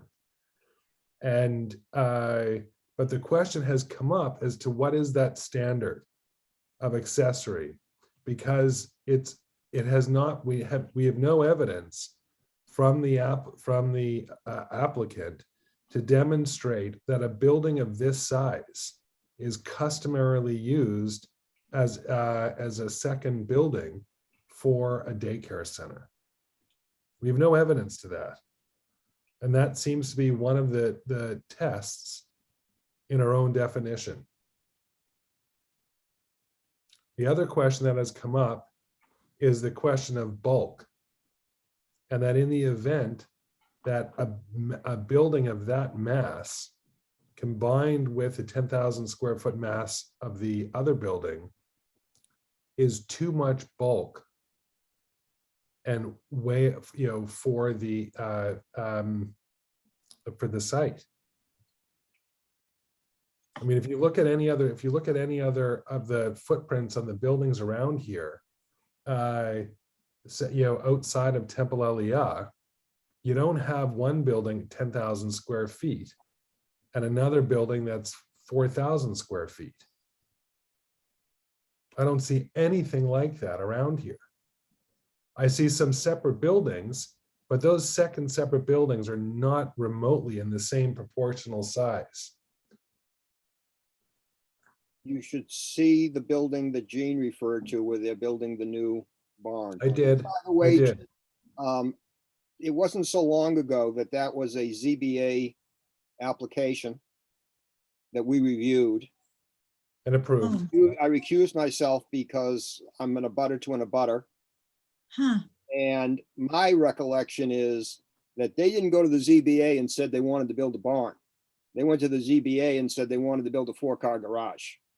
Yeah, I guess that's what they call it. Yeah, it's just So- very large. That's so- what, But they're separate structures. Gene, you were there, like me, you probably saw there are separate structures. two separate structures in addition to the house. Yeah, it's a lot of bulk on that lot.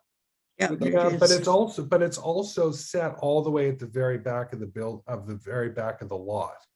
You can't even really see from the lot, from the front, that the garage. You can see the barn, but at that setback where that barn is, it's not distorted from the size of the house, which itself is a smaller house. But nevertheless, we're off topic. Let's stay on topic here. No, So but we're talking bulk. We're talking bulk in terms of the neighborhood. And that barn is, I consider that the neighborhood. It's pretty much the same block. It's around the corner. And everything that you're talking about, Adam, it's all residential. We don't have 10,000 square foot houses. Most we've had is what, 6,000 or 7,000 square foot houses, and those are huge. But this is an exempt use. So compared to that extent, it's But how do, I mean, we say it's an exempt use because an accessory structure is protected, but what we find is a distinction between an existing building and a new construction. no, I'm talking about the new construction. The new construction. Yeah. But unfortunately, the existing construction, it was created perhaps as a fiction after the fact to be accessory.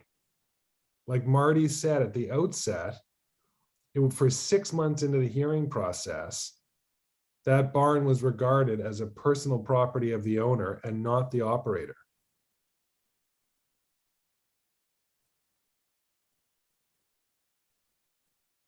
I agree. I can't disagree. And we have to reach consensus because any decision we make requires 4 votes. Chris Heap is still here, requires 4 votes, right, Chris? I believe it requires 4 votes, correct? So we need to reach consensus. Right. So go ahead, Chris. The only comment I would add is that if there was competing testimony over the course of a long public hearing as to the use of the barn at the beginning of the hearing and at the conclusion of the hearing, but the last testimony that the board took was that it was going to be used by the childcare facility for a particular purpose, I think that you can take that fact as the current state of the facts, and you could always capture that in a condition in an approval. So to the extent you're worried that the barn is going to be used by someone else other than the childcare facility, you could always preclude that from happening in the form of a condition. So there are a couple of other ways, I guess, to address this. One is by the setback, where the preservation of the neighborhood, of the character of the neighborhood, has by Rogers been regarded as a legitimate municipal purpose, and that setback is wholly acceptable under the Dover Amendment as one of the criteria.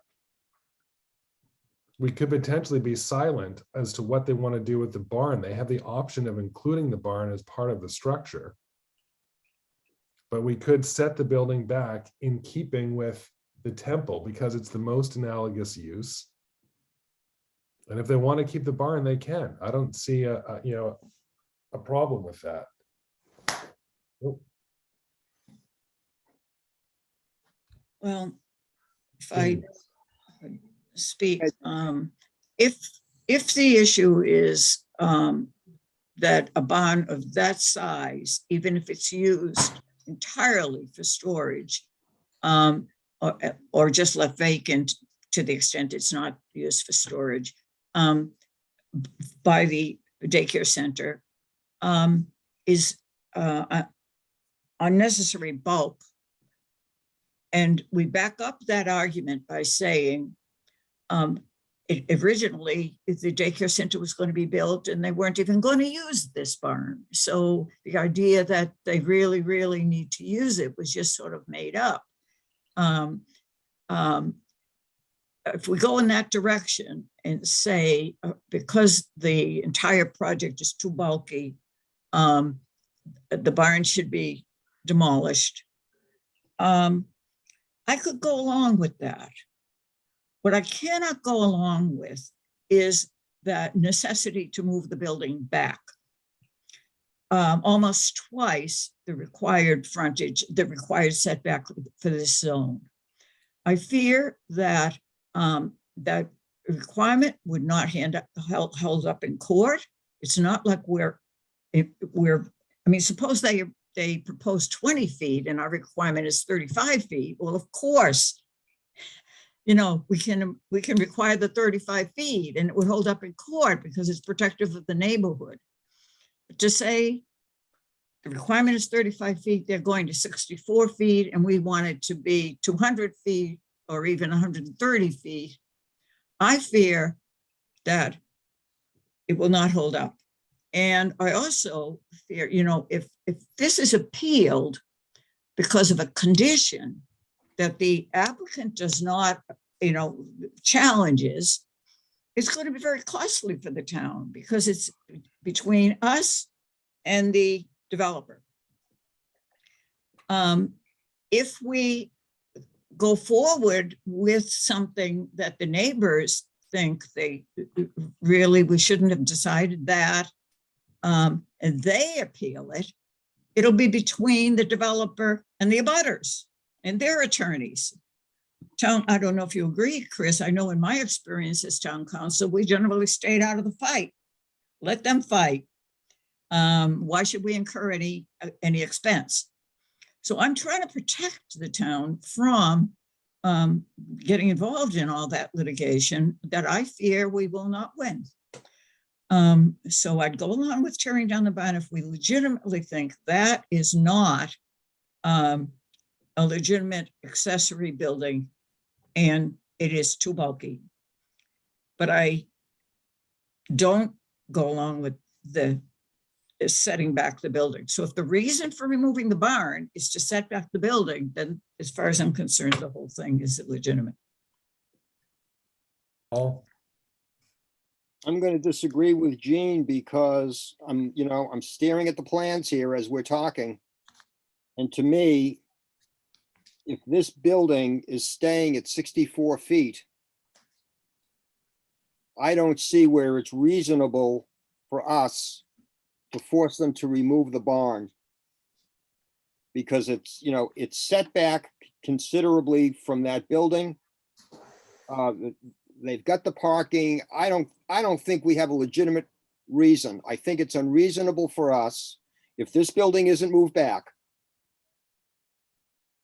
I don't think it's, I would say that it's unreasonable to force them to remove that barn simply because we don't want it there. I'm staring at this plan, and to me, the major bulk here is the new building. The barn is dwarfed by that new building. And to me, the only reason to force the removal of the barn is because we want the building set back and the barn is in the way.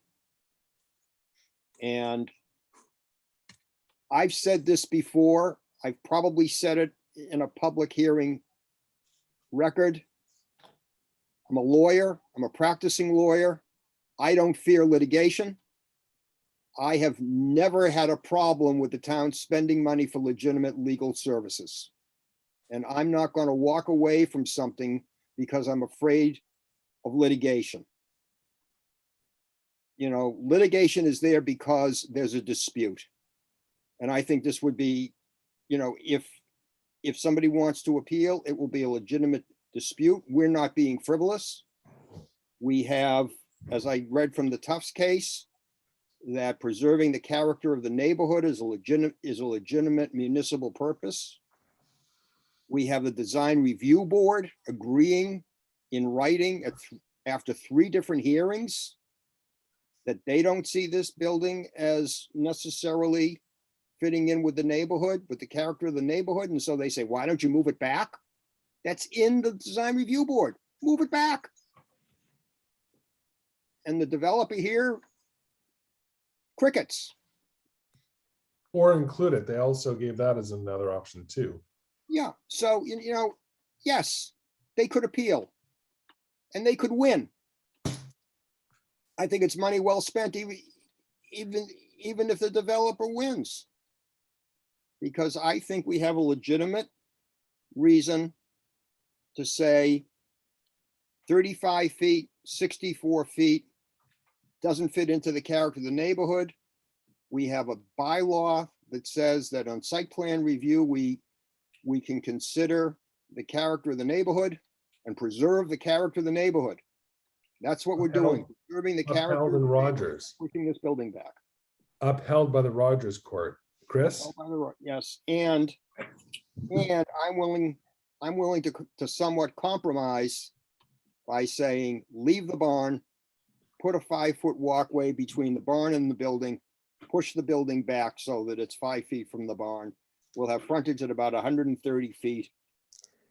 I wouldn't be totally happy with that. I'd like to see it pushed back farther, but I could probably live with that a lot better than the 64 feet that it is now. Chris? I just want to jump in and just add one comment that I want to make sure all the board members understand, which is that the Rogers case does talk about protecting the character of the neighborhood being an important local interest that you can bring to bear when you're reviewing a Dover Amendment use. But what we're talking about doing here is a little bit different than what was under consideration in Rogers, and I think a little bit different than what we've seen in other cases that I've cited to you. In that, in Rogers, the proposed daycare facility violated the applicable dimensional requirement, which was the 2,500 square foot floor area cap. What they were proposing there was 3,200 square feet. 3,200 square feet. So they wanted to go above and beyond what was allowed under the bylaw. In Tufts, for example, they wanted to build, the setback was 50 feet from the street, and Tufts wanted to build closer than 50 feet to the street.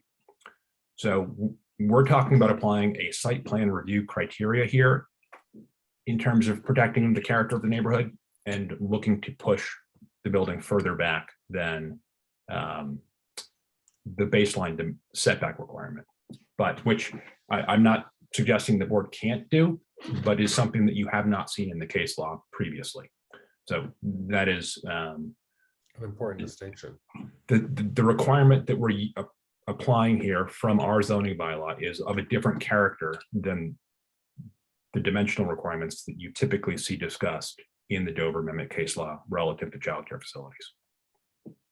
So we'd be making new law, which as a lawyer, I'd say is always exciting. Marty?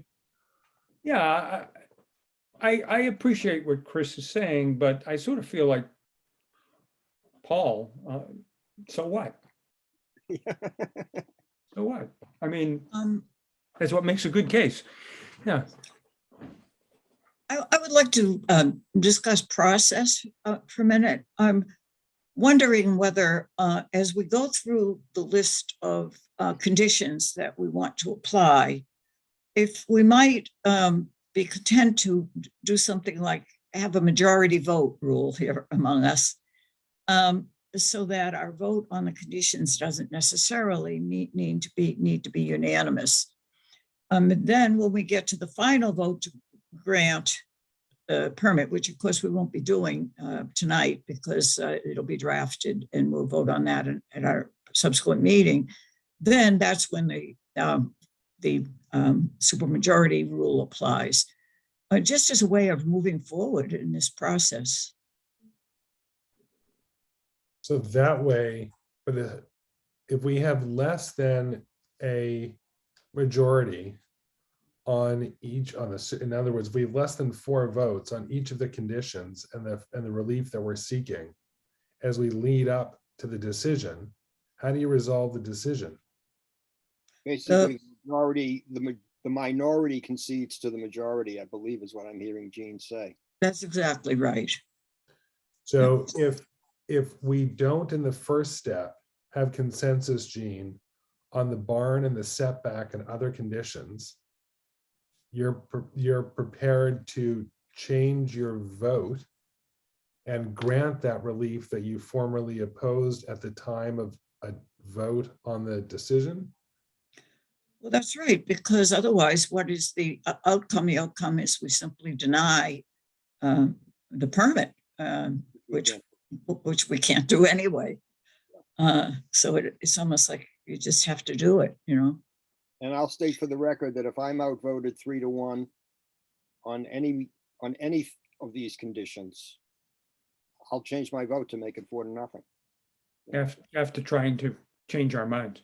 After trying to change your mind, yeah. I think we all will.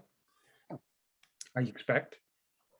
I would only I would only amend Gene's comment to say one thing. I think we're sort of talking about 2 tracks here at this point. One, keep the setback the way it is, as Gene argues for, and impose conditions. And we'll lay out the conditions. Among those may be the barn's got to go. A separate track would be Paul's idea of moving the building back and keep the barn with additional conditions. So we could set up sort of 2 different tracks with all various conditions that would apply to each, and then sort of vote A or B. We could do that too. My preference is to be declarative, be decisive, and get on with it. Let's make some decisions here. If we're not ready to make a decision on some of these bigger things, and let's talk about some of the smaller things. My preference is to 2 tracks. I think becomes confusing. There are different conditions imposed. I don't know if the parking standard changes. I don't know if traffic mitigation changes, landscaping changes, other conditions like how we handle if there are other school events and there's additional parking demands. My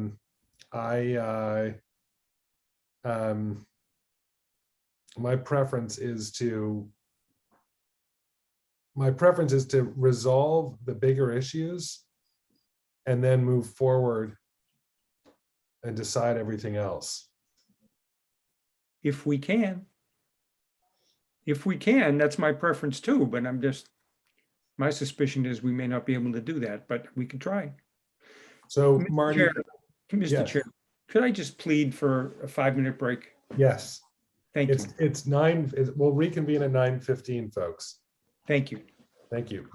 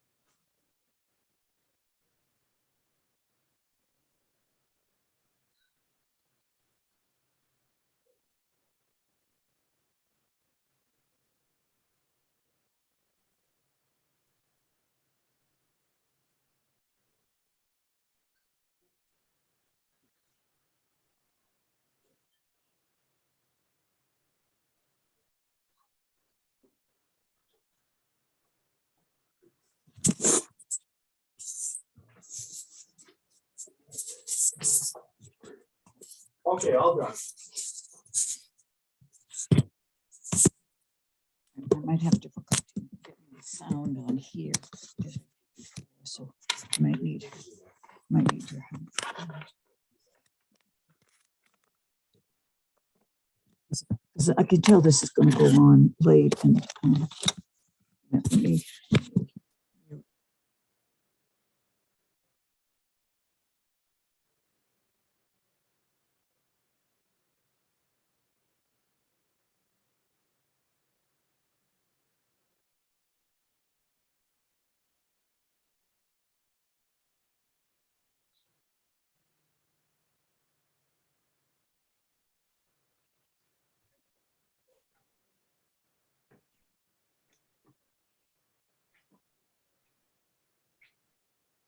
Okay, I think you're all right.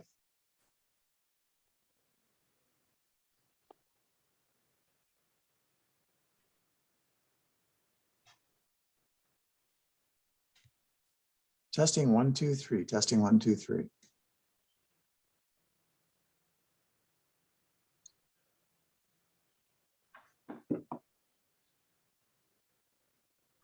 think you're good, Bits. Keep my chair in. Back in here. Yes, I will do.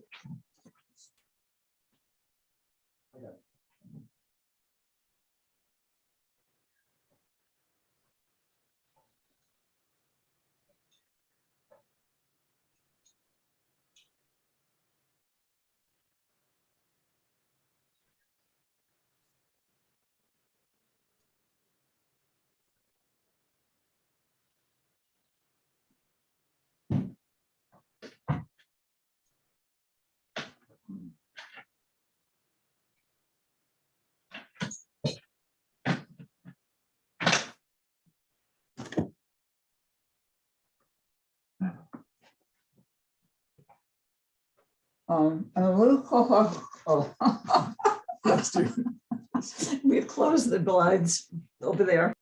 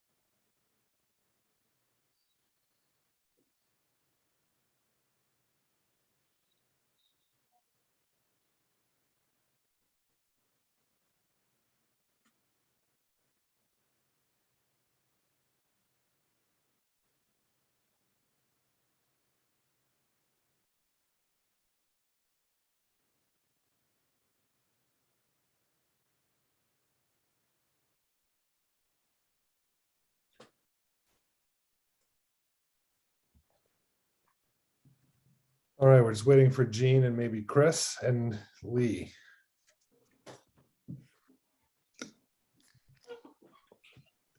There's Chris There's Lee, and there's Jean. and there's Jean. So what's everyone's process, everyone's desire to go on a multi-track process here? Well, why don't we see if we can come to an agreement on the big issue? And then maybe we won't have to do that. So let's start with the concept that, you know, is the barn a lawful, are we allowed to have two non-residential structures on a residential lot? Well, as you can imagine, my answer to that is, in this case, under these circumstances, the answer is no. I agree. And my answer is that if the barn is necessary to the operation of the daycare center, then it is legitimate accessory and must, you know, we must allow it. But I question whether that is the case under the circumstances of this application. So I'm inclined to say that the barn is not a legitimate accessory structure for the daycare center that's necessary to its operation. And that's my answer. It's, I guess, similar to Marty's. Paul?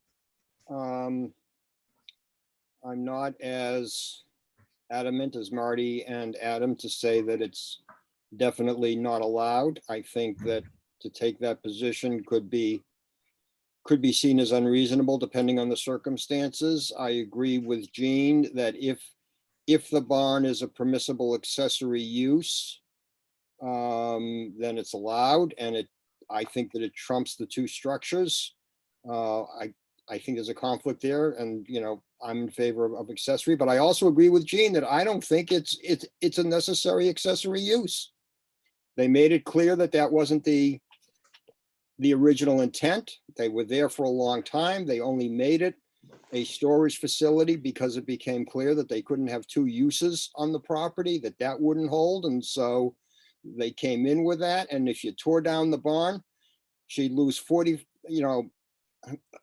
2,500 or 4,500 square feet of storage. She doesn't need that much storage. They can buy sheds for not a lot of money to put on that property for whatever storage she needs.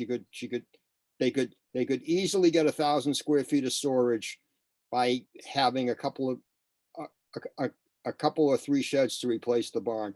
I think that if we decide to set back the building, the barn can be removed. If we don't decide to set back the building, I think it would be unreasonable to say, even with the building in its current position at 64 feet, you have to remove the barn. Now, mean, I just add that the reason, I mean, everybody was explaining, I was just giving you my answer.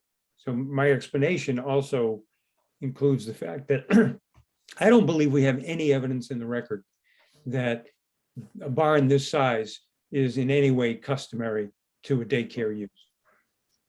I agree. And therefore, it can't be an accessory use.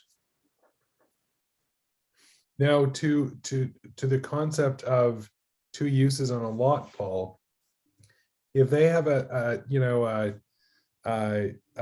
shed that they build that's 1,000 square feet as storage, that's still two non-residential uses on a lot. No, it's an accessory use to the childcare center. It's a more customary use. I don't recall seeing 1,000 square foot shed. You know what? Yeah, they would have to build one.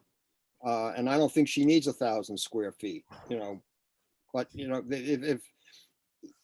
if they had a detached 2-car garage that they used for storage, but you know, that size, that's a customary accessory use. Well, we don't have any evidence of that either. We don't have any evidence at all of what's customary use for a second outbuilding. I think a storage building, a reasonably sized storage building is a permissible accessory use. Marty, Such and- as an accessory use, such as a garage, a tool shed, a cabana, a greenhouse, such as. Gene, I see your A reasonably sized storage facility is a customary use. so Gene, I see you nodding. Marty, do you concur?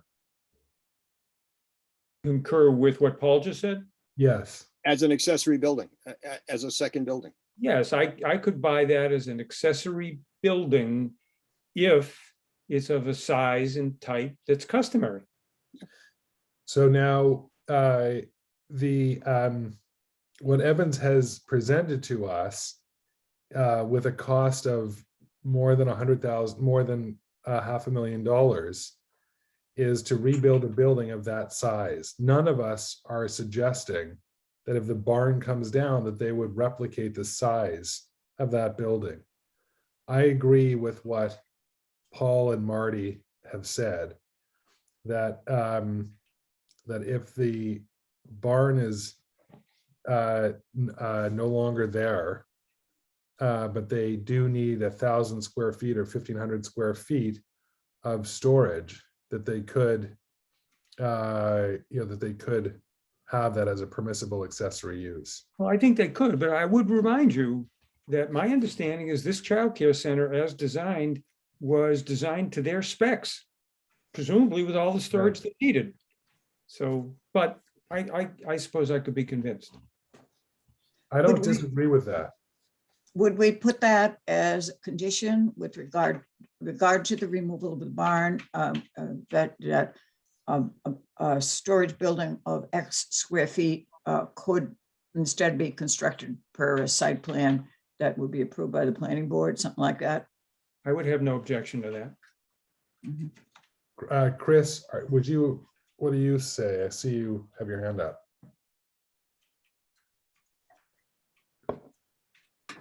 I think it's perfectly fine for the planning board to signal an openness to allowing a reasonably sized accessory structure for storage in the future, but I would be a little concerned about including simultaneously requiring the applicant to demolish a 2,500 square foot barn, but allowing them to put up a 1,500 or 1,000 square foot barn. I would not set I would not discuss what would be appropriately sized, because I think you're running a risk if you're saying 2,500 is too big, but 1,500 is just right, of the applicant coming back and saying, you should have let us keep the 2,500 square foot barn just by virtue of it being an existing structure that we don't have to build or buy. Yeah, but Chris, you're talking about a difference between the kind of shed I think Paul's talking about is a single story, maybe 800 square foot kind of thing versus a huge barn, a very large barn of which Good story. there's no demonstrated need for the use. Okay, then there's no need to have, as part of the condition that you're talking about, anything about allowing a smaller storage building to be constructed, just silence on that. I think that's what we're being told is the better approach in any event. I agree with that. Okay. Concur. So, But I think we have to get to, I don't know whether the others agree with me, that if the building stays as presently set on the plans at 64 feet, that it would be an unreasonable I believe it would be an unreasonable regulation to tell them they have to take down the barn simply because our regulations provide you can't have two non-residential buildings. I think that I think we have to have a good reason to tell them to take down the barn. And, I'm going to say it again. I know I've said it before. I think the major part of the bulk here is the daycare center, and it's separated from the barn by the 5 parking spaces lot with the circular in it. And I think with these plans as constructed, if the daycare center, if we don't want them to move back the daycare center, I think it would be an unreasonable regulation to say you have to take down the barn simply because we have a bylaw that says you can't have a second building. And the bulk would be too great. You don't buy that. Not with this size lot. This is a huge lot, and it's set back from the building. it's set back by about 65 feet. Yeah. Well, I mean, I've measured it. It's rough. I mean, it's rough based on the scale of the plan. It's roughly 65 feet you're right. between Yep. the parking. Between the back of the daycare center and the barn. If you include the 5-foot sidewalk Right. then it's 75 feet. But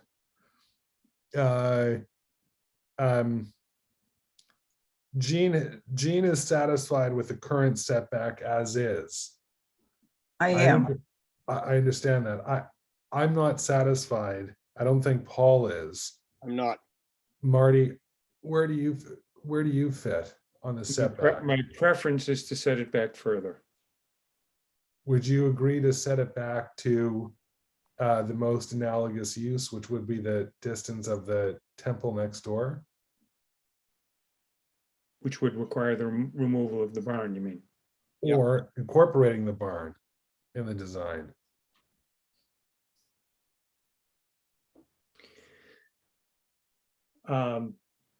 The barn ceases to be a barn.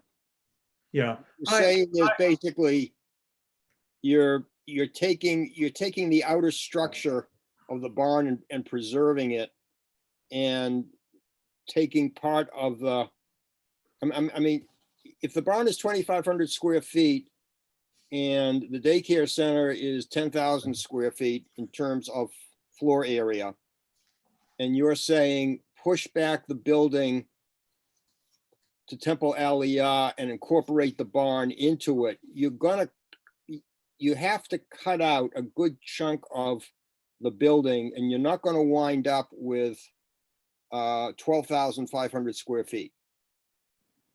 You're saying, you're going to wind up with 10,000 or 11,000 square feet by doing that. Because my looking at these plans, if you just push the building back and have the back of the building be at the front of the barn, the front of that building is not going to be at Temple Aliyah. It's still going to be closer to the street. Well,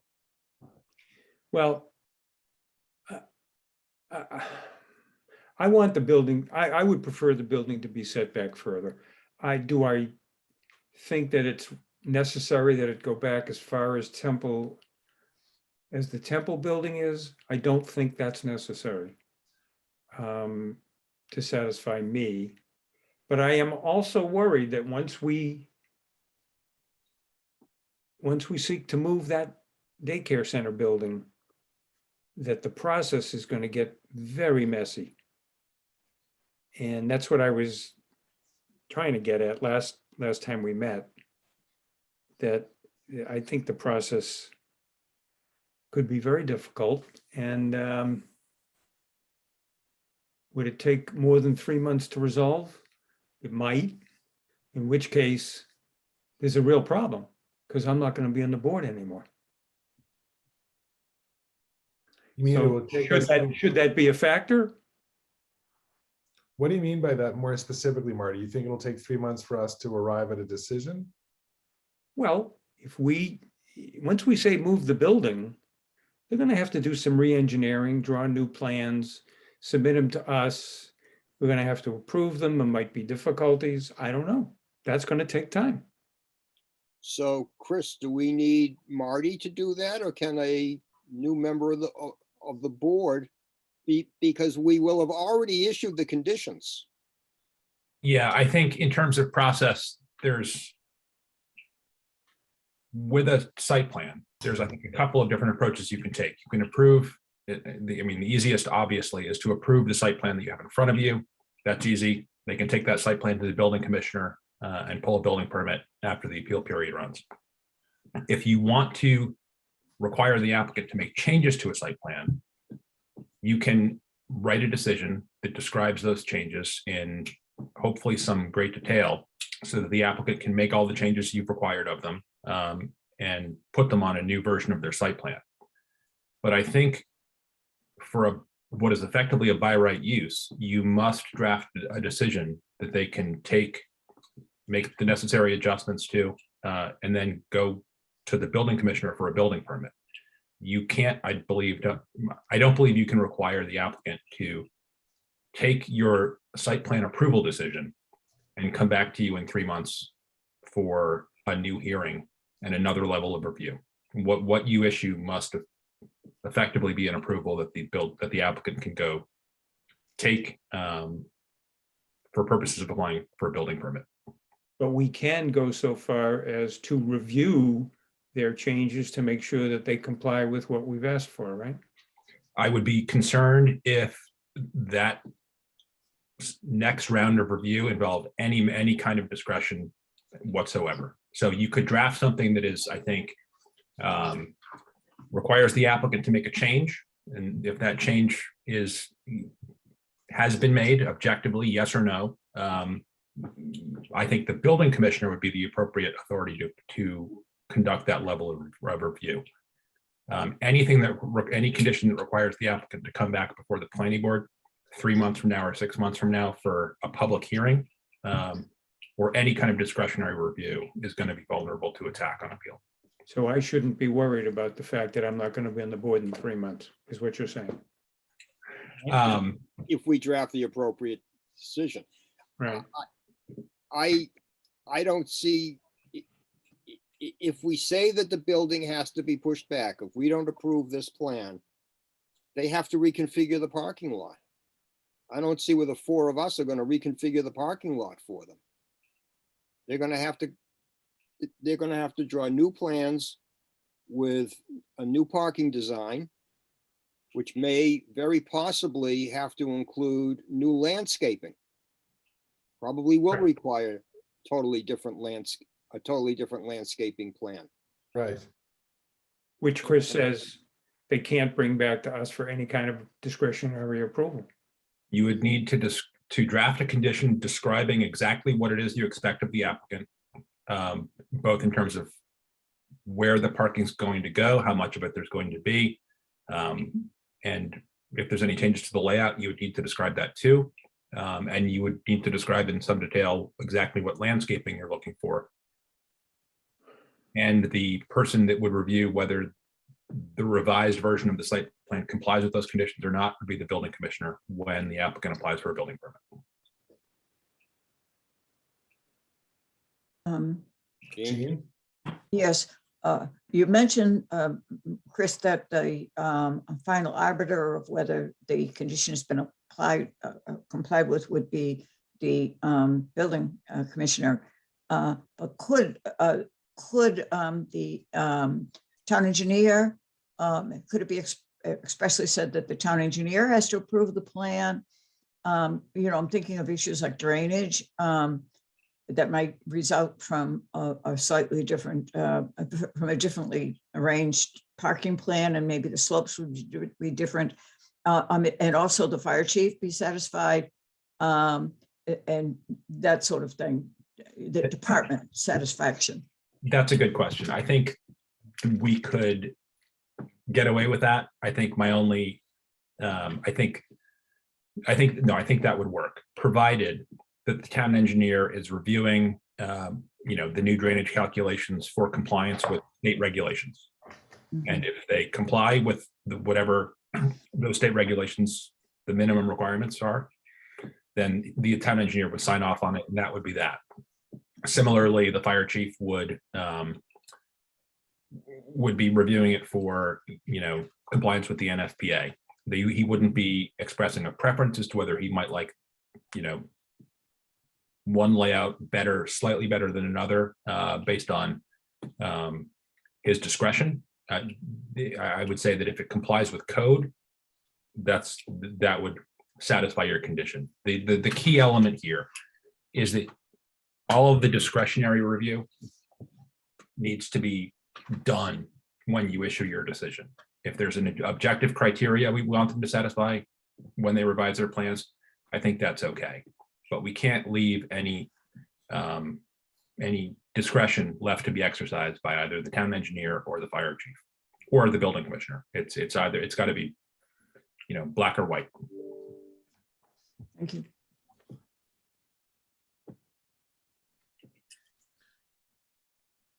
So where does that leave us?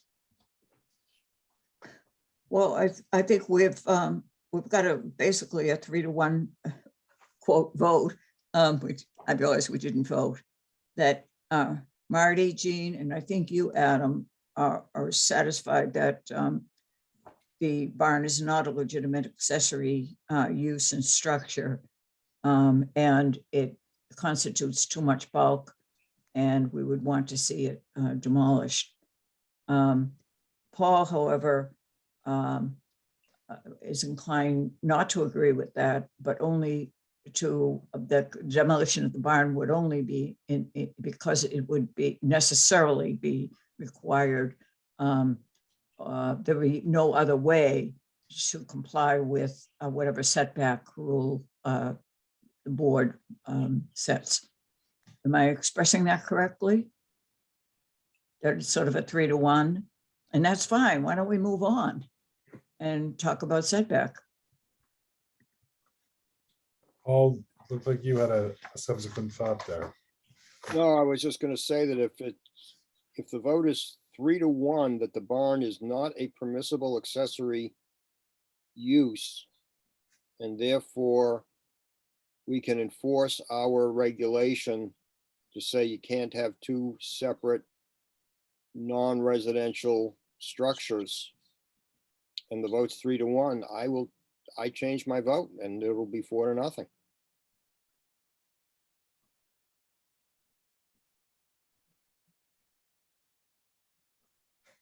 An accessory building.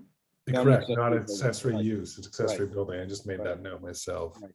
Yeah. Non-accessory building. So now we're 4-0 on the barn. Let's chat about the setback. The last we left it, it seemed as though it was effectively 3-to-1. Adam, Marty, and Paul, that the building should be set back somewhere between 100 and something and 200 square feet, so 250 feet from the street.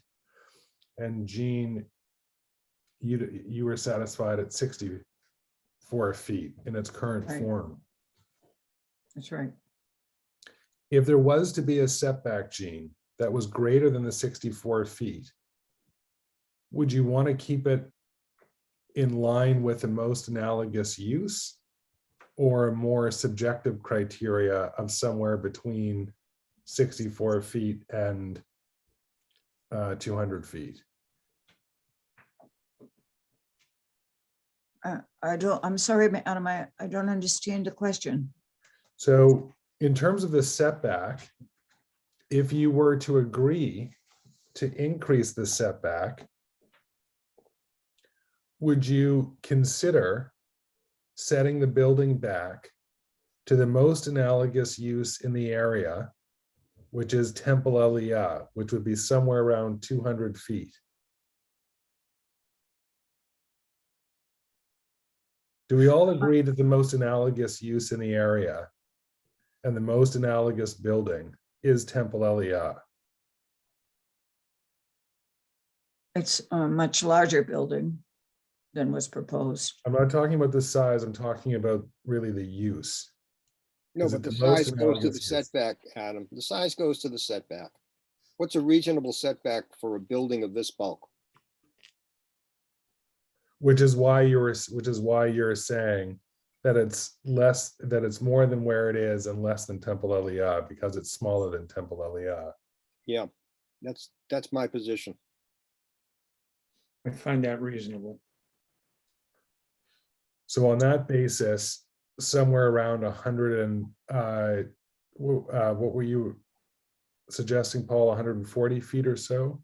I was suggesting that it would wind up being about 130 feet if we allowed them to keep the barn, and we just pushed it back to a place where they could have a walkway between the barn and the building. I would be not happy with that, but I would be satisfied with that. But on the basis that On the basis that the barn has to come down anyway, I would move it back about 150 feet or so. 150 to 160 feet. I think that's far enough away from the street on a building that size. And then you've got landscaping, it'll, and they've still got plenty of area to reconfigure the parking. They still have play area. I mean, they can have play area in the front of the building now. They put up a fence so that it's shielded from the, from the street if they wanted to. I There's wouldn't still make that a lots of room requirement. on- That's up to them as to whether they want to enclose a play area in the front of the building, still lots of room on the side too. Yeah. Gene, if the three of us agreed on a setback of 150, 155 feet, would you consider that?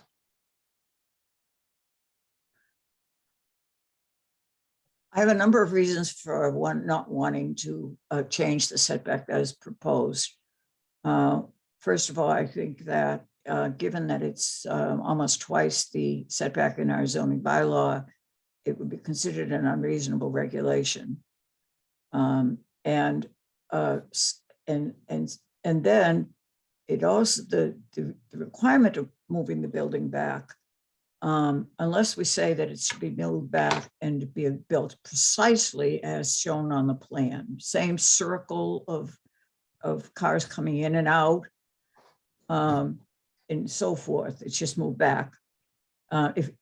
If we did that, then my second concern would be alleviated, and that is, we're told by town council we can't come back and have another bite at the apple on the site plan approval. So if we're satisfied with the way it's laid out, and the advantages would get a longer driveway, which certainly is an advantage, then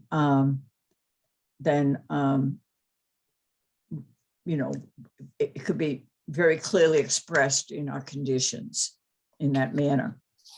And I think the landscaping would only be, I guess you'd need more landscaping in the front, and it seems like we could describe that as similar to the landscaping proposed, but it would be, Sure.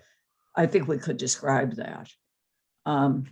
So if that's the case, if that's what we're talking about, with the removal of the barn that we're simply talking about, move that exact building with that exact layout back, then I'm less concerned about the fact that we can't really review that site, a very substantially revised site plan. And so my only concern that's left is the concern about whether we will ultimately prevail on the reasonableness of requiring such a setback. And removing. the So barn. if the other members of the board want to do that, as I said, go ahead. And when it comes time to vote on the permit, I mean, I have a couple of weeks to think about it until our next meeting, but I feel as though I would not deny the permit. I would approve the permit. But I'm not going to say that I think it should be done. Paul?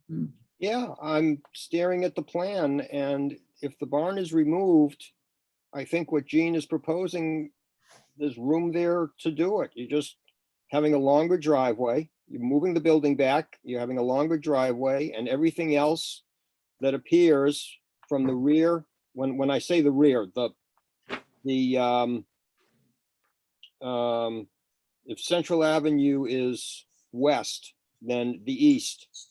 To the east of the building, everything that's to the east of the building now is just moved out the extra number of feet that we're doing the setback.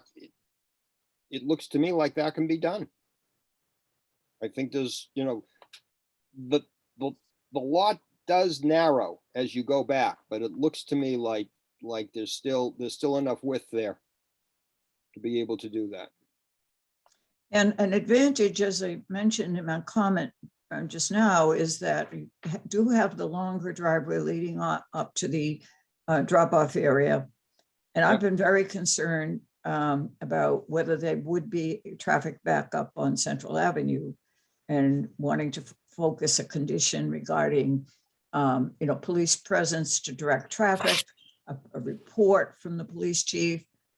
If the report is adverse and there's nothing they can do about the traffic backups, they're happening all the time, then that would need to be addressed. And so I've been thinking along those lines. If the building is moved back and there's a longer driveway, perhaps that's not, that kind of condition is not so necessary. I still think you need police presence at the beginning to make sure everything's agree. moving smoothly. I agree. But maybe I'm a little more comfortable about that. Okay, so if we wanted a 150-foot setback, the building is being moved back an additional 86 feet. Everything's just being pushed back 86 feet. Which means, by the way, if you look at the site plan, the back of the building, the east side of the building would basically line up pretty close to where the back of the existing barn is. Yep. Give or take, but somewhere around there. I think that the rear parking lot might be tight in terms of the width of the lot. But they could have parking on the side, on the southern side. And they could make use of the rear section for an outdoor play area. And they could also have some parking in the front, which I'm not opposed to as long as it's screened. Yeah, but now you're talking about they're coming back to us with a plan to review, and Marty's not going to be here, and that's a problem.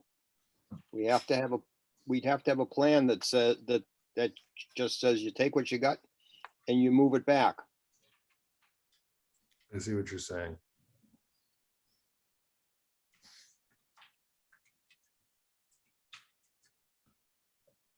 I guess my only caveat would be, I'm not sure I would go all the way to 150 feet. I'd be Yeah, and I think it's tight for the rear parking lot. 140. 130 to 140, maybe. Yeah, So 135 feet. Something like that. So 135 feet is roughly the length of the current building now. So that puts the rear edge of the building You're- about halfway where the barn is. you're adding another 71 feet. You're pushing it back 71 feet from where it is now.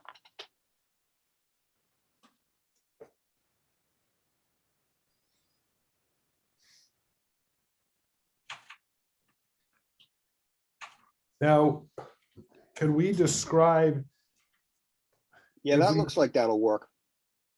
but I think I think that they could, I think they could modify the parking and they could combine those 5 spaces and the 6 spaces with the 19 and basically have 30 spots altogether, pretty close to the building. But then you don't have the, you don't have the turnaround and the drop-off area. Gene is concerned Oh. about the drop-off area, which is where you've got the 5 spaces and the loading dock. Mhm. This is why you can't have them coming back with I understand. a the new need to not plan have because them Marty's coming not back. gonna be here. You know, where are they gonna put the, where are they gonna put the loading dock? How are they gonna configure the drop-off area?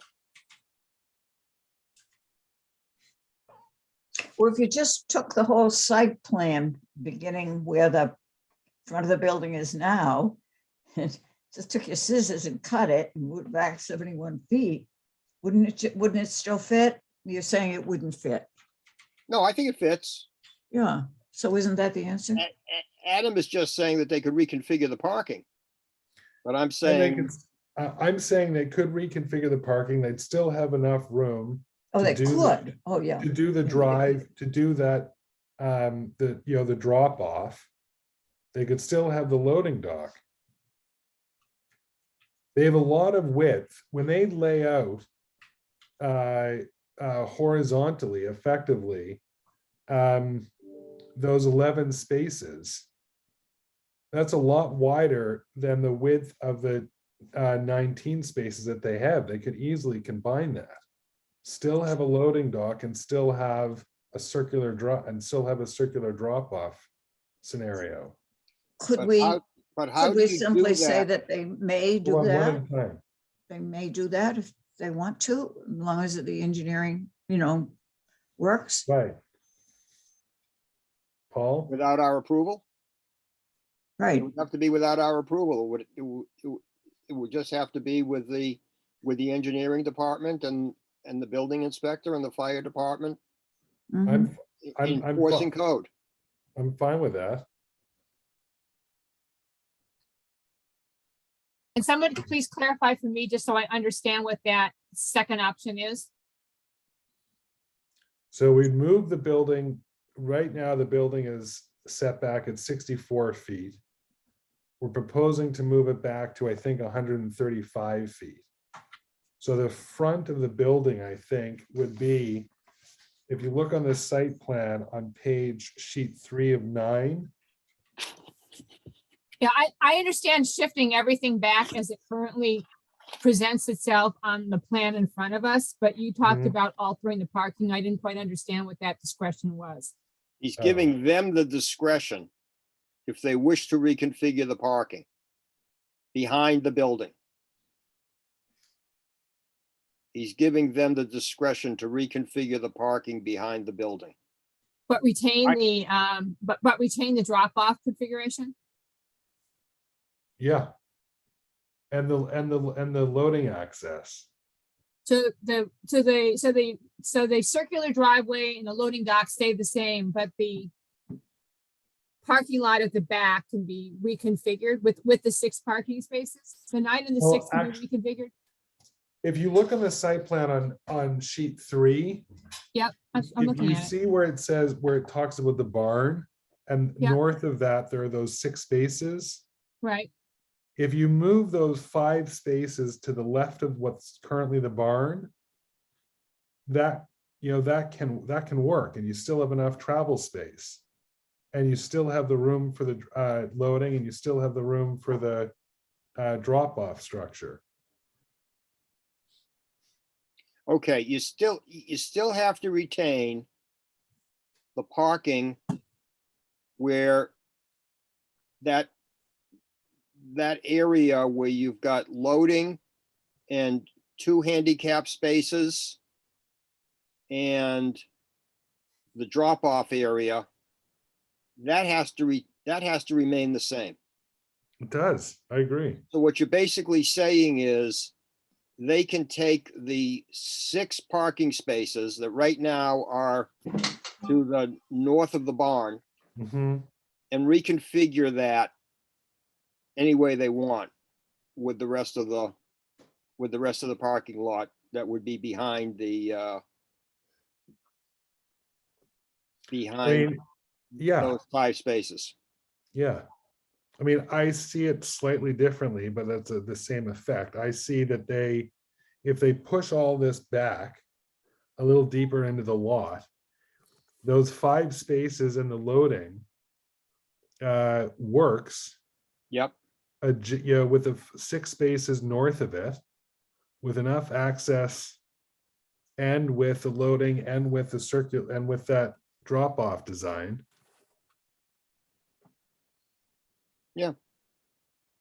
And we're giving them the discretion to figure out what they're going, how they want to configure the 25 spaces. Yeah, well, you mean the 30 Yeah. spaces? No, there are 30 Okay. spaces total now.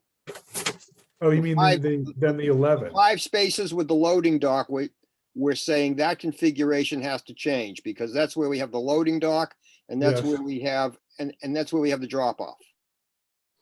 Has to change or has to stay the same? Has to stay the same. It's those 6 spaces that right now are to the north of the existing barn that they can reconfigure any way they want with the 19 spaces that right now are to the east of the barn. You're saying just reconfigure those 6 spaces? Yeah, Meaning they could go in the front to the west of the building. no, they have to be in the back. I think if I'm using my ruler correctly, even if it were just completely shifted without any change, the back of the rear parking lot would be out about 30 feet away from, say, the O'Connor property. It would still be a fair distance away, so might not be a problem. Mhm. Good.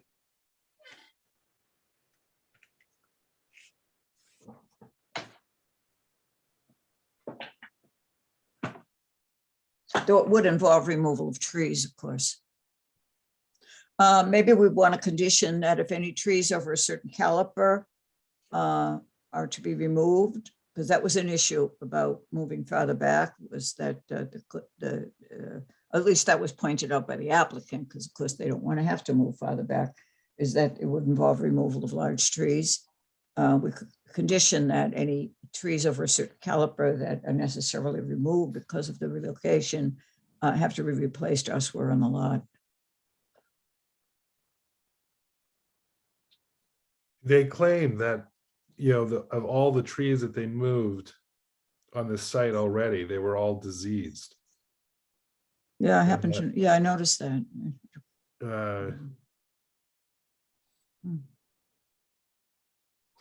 There's certainly huge trees if you ever went there and looked at I did. the stumps that are left there. Mm. I just want to make sure that there's sufficient buffer for the butters for the parking. But I know. I think that's reasonable. I think there should be a buffer. There should be some Yes. land screening for it, for sure. I mean, I think they intend to put a fence around the, the southern edge, and I think around the parking too. Right? Is there a fence? Is there to be a fence along there? I don't see a I don't fence. think that's on the plans. No, there's, the only says- fence that's shown now is behind the building, where a playground area is created. But that and it line says continues, vi- that line, Gene, Vinyl continues, fence. that line continues Yeah, All the all the way- way back. all the way back and around the parking. Oh, that's right. Oh, I see that it does. All right, so the parking would be screened anyway by the fence. Okay, I hadn't noticed that. Thank you. Yeah, it's a 6-foot high fence. Yeah, and Exactly. of course, we want, we've already discussed one of the conditions would be that that's going to be changed from white vinyl. Well, either white vinyl to green or something, but, or a wood fence.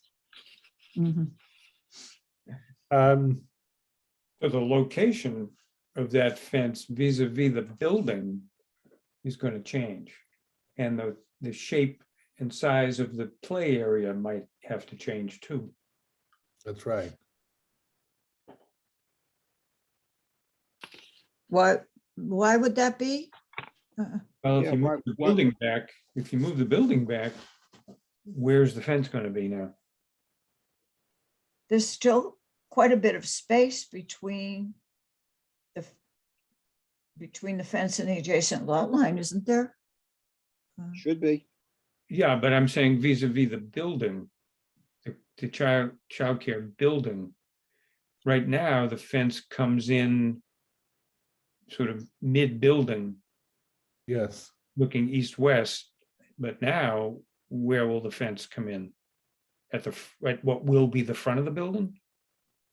Well, no, the fence would go along with the building as far as the relocation of all the structures, the whole thing. So if you move the building and the fence is back, that's Yeah. definitely going to compromise the size of the play area. No, I don't see what, No, not if it I don't just see what it would. stays with the current dimensions. Yeah, Leave the fence where it is in relation to the building.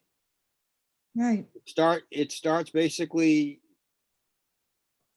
close to the middle of the building. To be more precise, what Marty is saying is not entirely wrong. I think what ends up happening is that fence, because of the shape of the lot, that fence comes a little farther south and gets a little closer to the Heidemann's property and Greg Darish's property and Yes, into Nicole. It gets, Oh, it does, yes. yes, it but does. they still have the same total area. Who still has the same total area?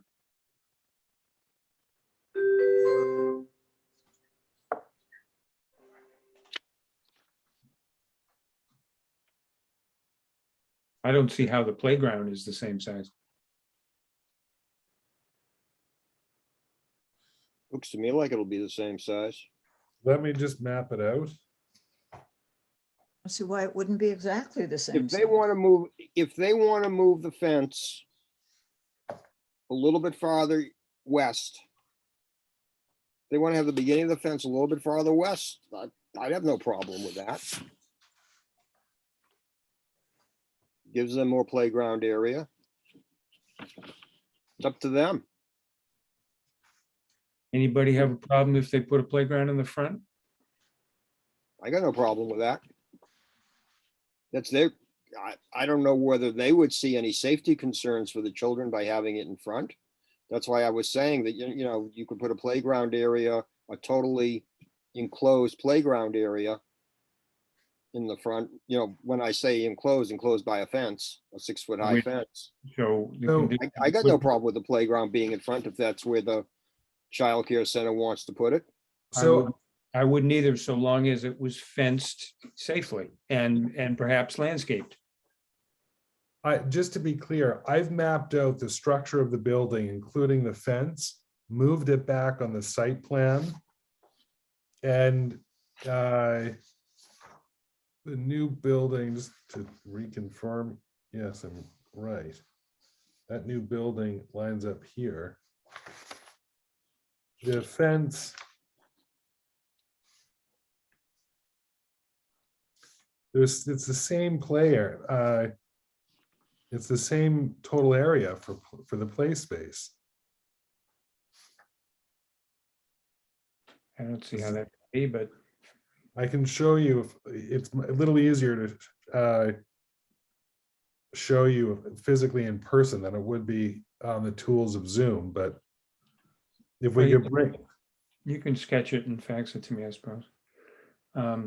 Anyway, okay.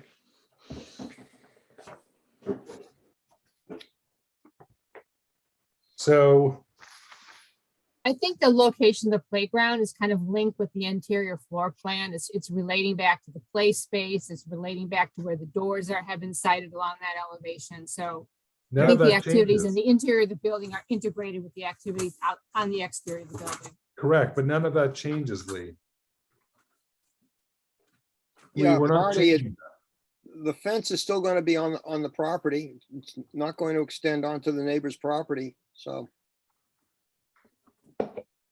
Yeah. Perhaps we only make things more complicated by saying they can relocate it and put a playground elsewhere. Just move everything back. Yeah, And I keep saying this in trying to be involved in the discussion, even though, as you know, I still have my reservations, but I can see advantages, as you all can, right? So do we have consensus to increase the setback to 135 feet? I still have the reservation about it, and I encourage you to make a decision on that without me at this point. I'm fine. And I'm fine moving it back to 135 feet. Marty? Okay. Adam, you there? I'm there. So it's 3-1, Gene. Yeah, I know, I understand. Yep. I'm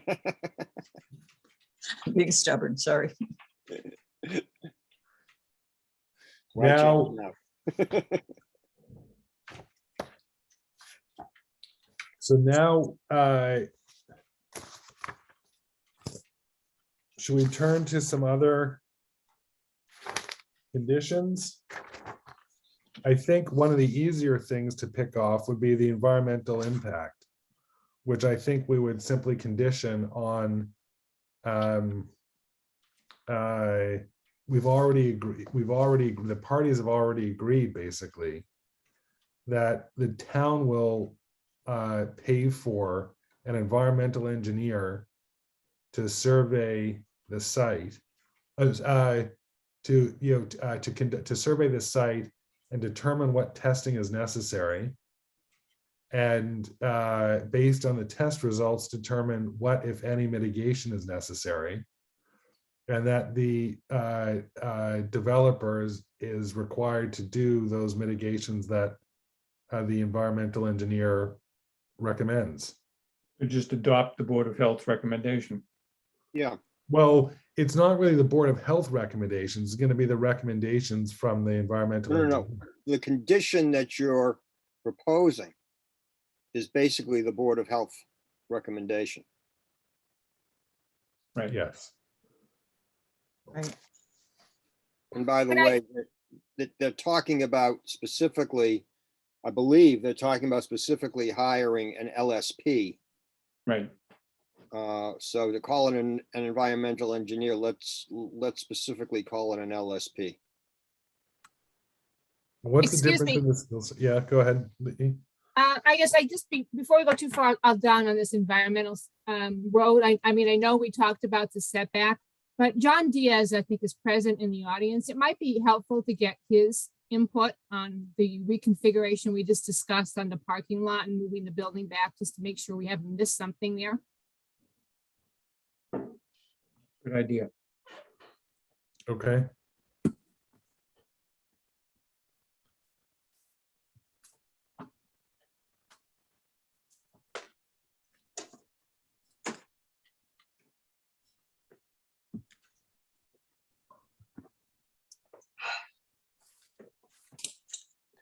John, happy Hey New Year. guys, Happy New Year. Thank you for being with us. you caught me at my best.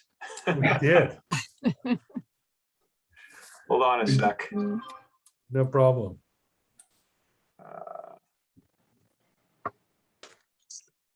There you go. Now I can hear you guys. Happy New Year and thank you for being with us. Happy New Year. How are you? We're good. We're getting into the meat of this stuff now. Yeah, yeah. No, I just raised my hand. I think it sounds like, Adam, you probably did what I did. I just kind of cut and paste the PDF and drag the building back, just if you guys want to kind of see what it looked like. I can share my Oh, screen if you want. Yes, please. That's That'd be great.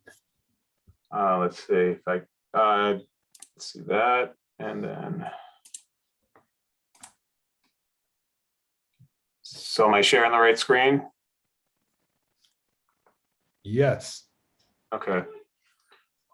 So that's kind of what I did here. I just dragged it back. So it's basically 135 feet off the road. Yes. Kept this the same. And then you guys were talking about like some parking things here. I just kind of doubled the parking over here since the building wouldn't be there. So you could have kind of a circulating parking, something like that. Excellent. And keeping this the same. So that way you drop off and you'll have your handicap spots, and whether you keep these two spaces or make them extra handicaps or vans or whatever, but the bulk of your parking would be over here. You could do something like that. And that gives you the extra distance along here for the queuing. Which will take more cars off the Central Ave, right? That was my question too. Yes, John. It provides more queuing. I wouldn't necessarily, it takes more cars off because you're not generating more cars, but it provides extra space and a longer point for you to queue, so. Well, John, I was particularly concerned, and I think the neighbors are too, about backups. Whether those backups occur in the northbound lane, because people going to the daycare can't turn in, or the southbound lane on the other side for the same reason they can't turn in. And I know they have the second lane. So yeah. Ideally, if they're not able to get in the first queuing lane, the cars should go in the center lane and go into the back. Yeah, so basically by doing this, you're giving them another 6 vehicles in the queue. Yeah, so that would take care of whatever concern there may be about cars backing up. Yeah. I realize it doesn't change the total ins and outs and the total traffic. Right, yeah. Yeah. Okay, well, that's very helpful. Thank you. All right. But other than that, I mean, yeah, I think if you're just dragging the building back and taking if the barn goes, it lets that parking in the back be more functional to you, because you won't create a dead end in the parking lot if you can double it up and have some circulation around it. So you've added more spaces. Basically what I do is I just took this and shifted it over where the barn was, so you can get 36 spaces just in here. Yeah, which gives us a total of 41 spaces. Roughly, again, I mean, this is obviously just cutting and pasting a PDF, but yeah, you can get more spaces in back there, so. So I would, since they've come to us with 30 spaces, and they've got 40, and John's rough proposal here brings it up to 41. I would just condition it to say that to have a minimum number of spaces, whether that's 30 or 35. And, if they want to have the full 41 spaces, they're free to build it. And our condition will be a minimum number of spaces. And if they were to build Well, are you saying that our condition would be, the minimum number of spaces would be as they were originally proposed here? Well, that's 30. That's 30. And then but they could have the permission to add more spaces, a certain amount of more spaces. That's the idea? Sure.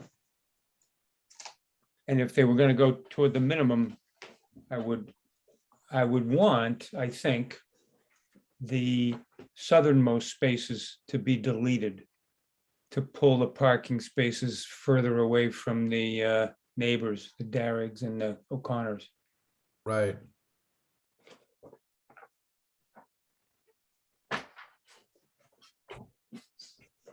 Oh, I like the idea actually of these 41 spaces. I think it provides ample room.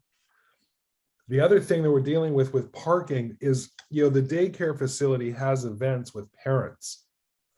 And, COVID's a little different right now, of course, but I would want to make sure that we had a condition that, they weren't really, they wouldn't really, if we had 30 spaces and they were having an event at 4 PM, like a Halloween party for the whole school, and they had 115 students and maybe 90 cars, that's impossible to fit, obviously, in 30 spots. So they would be prohibited effectively from doing that, and I would want a condition that would say something like that. Oh, we have conditions like that about events. I mean, we can incorporate that in. It seems to me though, you don't want to overbuild parking. And I don't know that we want to force them to take more trees down to overbuild parking. yeah, of the trees, right? You'd be taking trees down. You're taking trees down, you're putting asphalt down. I mean, is that, and if it's not necessary, why are we doing it? I mean, one strategy would be to live with the smaller number, maybe make them show, if you're really concerned about it being insufficient, have them show reserve parking, which if at some future time is required, they have to build it, but that it's not built now if it's not necessary. Well, instead of asphalt, can we require some other surface? I was just gonna say, there is the like structural grass and other materials that you could have for an overflow parking. I don't know if you've seen them. It's actually a plastic, I say plastic, but rigid system that's in the ground that's planted with grass. So it looks like grass, but you're actually driving on a hard surface. But I should probably leave before I say too much. So. I would still involve the removal of trees. And up until this point, There, Gene. up until this point, we've been satisfied with the 30 parking spaces. So, I hesitate at this time to start talking about how they need more parking. I'm with Gene on that. I agree. I agree with that. I would have a strong preference towards providing an option for some additional parking. Oh, we're talking about a minimum number of spaces, Adam, that they can have that they can have more spaces if they want it. If they want to spend the money to take more trees down and build more parking, right? There's more power to them. But when Are we you set sure out about that, Paul? Why would we want to? Why would we want? Some towns are actually putting maximums on parking spaces. I don't know why we want to have an open-ended number of parking spaces they can. Well, we can give construct. them a minimum and a maximum then, but I think where the basic concept is that we're just telling them to take the current plan and move it back. We're at 30 spaces. But, and we have had some pushback from the neighbors who say, well, if you look at the different ways to determine how many parking spaces are supposed to be there, based on square footage, I think the neighbors were at 38. correct. So minimum of 30 and a maximum of 41. Right. Why go to 41? Why not 38? Because John Diaz has already presented us with a nice plan that shows 41 spaces. That's And if they just want to use John's plan, they can do it. If we limit them to 40, then they got to figure out where to cut out a space from John's plan. Yeah.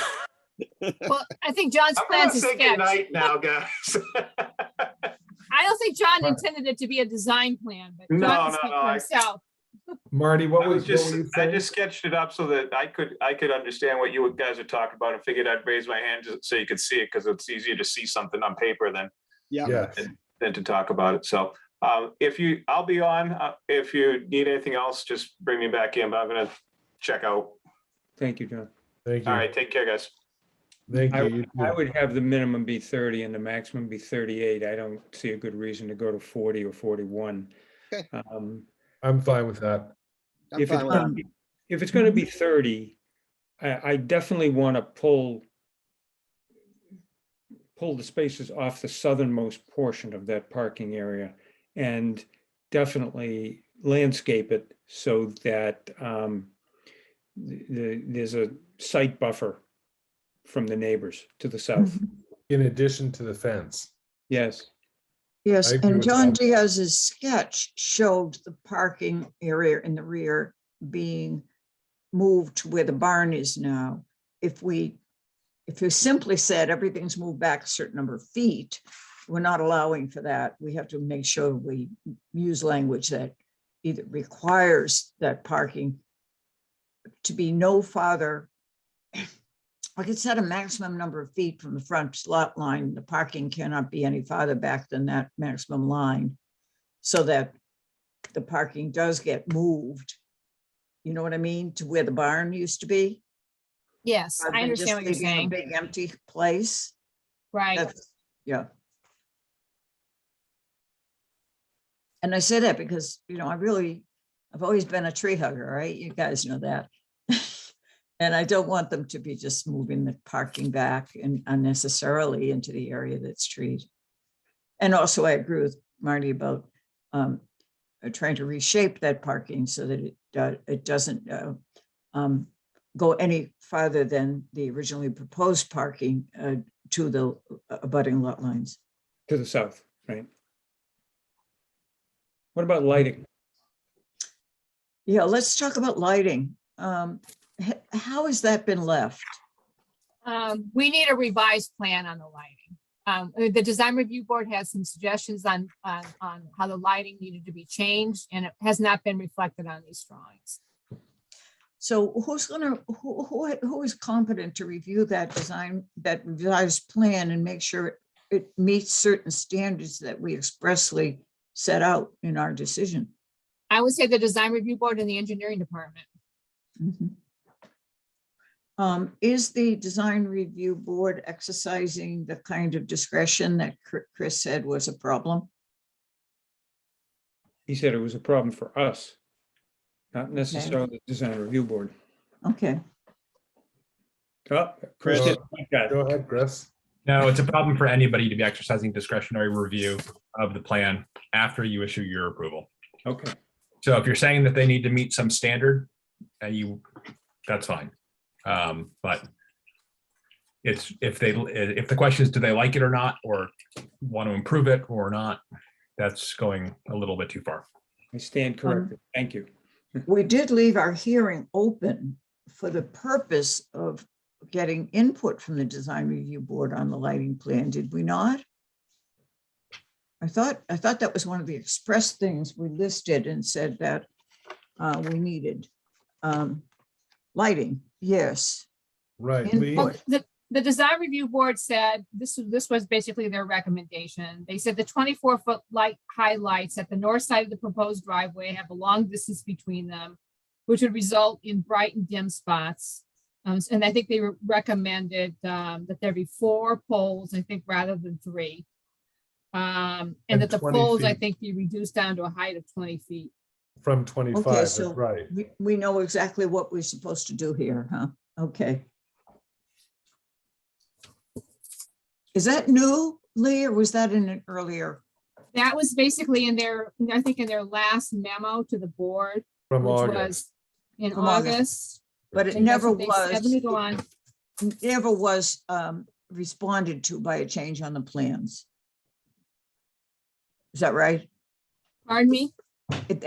But that recommendation was never responded to by a change made to the plans thus far. Right, and then they went on to say, as long as exterior lighting complies with the building code and zoning requirements, and the original comment about height and spacing of poles at the north side is addressed, we see no issue. Okay, so we It's can, noted the we can facility have a will shut down, condition. will shut down site lights early in the evening. Okay. Do So all we have to do is reference that recommendation, and, It's a They have plan to comply with it. modification okay. and a condition in terms of how the lighting's gonna be managed there. Mhm. What about the aspect of the lighting that was pointed out to us, that people coming down the driveway are gonna shine their headlights right into the houses across the street? What do we do about that, if anything? The only thing that I could think that could happen, if it's true that those lights are going to be shining in across the street, would be to effectively have the developer pay for additional screening on the neighbor's property. But I don't know if that's going to happen here. And I don't know that that the driveway for this lines up with the living rooms of the neighbor's house across the street. There's no doubt that when they're turning in and out of the driveway, their lights are going to be, there will be some lights. You have that everywhere, and the houses are set back 100 feet. Yeah, Marty- I don't see it Marty, as if an you look at- issue, really. Marty, if you look at the plans, Mm-hmm. the driveway, if you see where the driveway is coming out, directly across Central Avenue from the driveway is pretty much the center of the driveway is the lot line between the two houses. Yeah. So it's not where the house is. It's the lot line. Coming out of that driveway, you're not shining into the house. The house would have to be built straddling the lot lines. You see Well, what I'm talking about? no, I say what I understand what you're saying, but, a car coming down that driveway wanting to take a right is gonna make a little bit of a turn, wait for an opening in the traffic, and then go into the traffic. But as he takes that little bit of a right, his headlights are gonna go right into, Tasha's house, oh, really? Yeah, not Peter Lyon's house. It's going to go into Natasha's house. yeah. I don't really see how that can be avoided. I don't either. And those lights, as they make that little turn, go squarely in the middle of Natasha's property, not to the edge of it.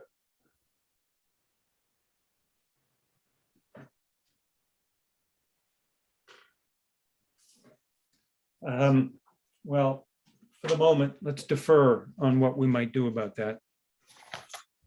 Let me just note that it's 10:30 and we have more on the agenda. I don't know what you want to do here.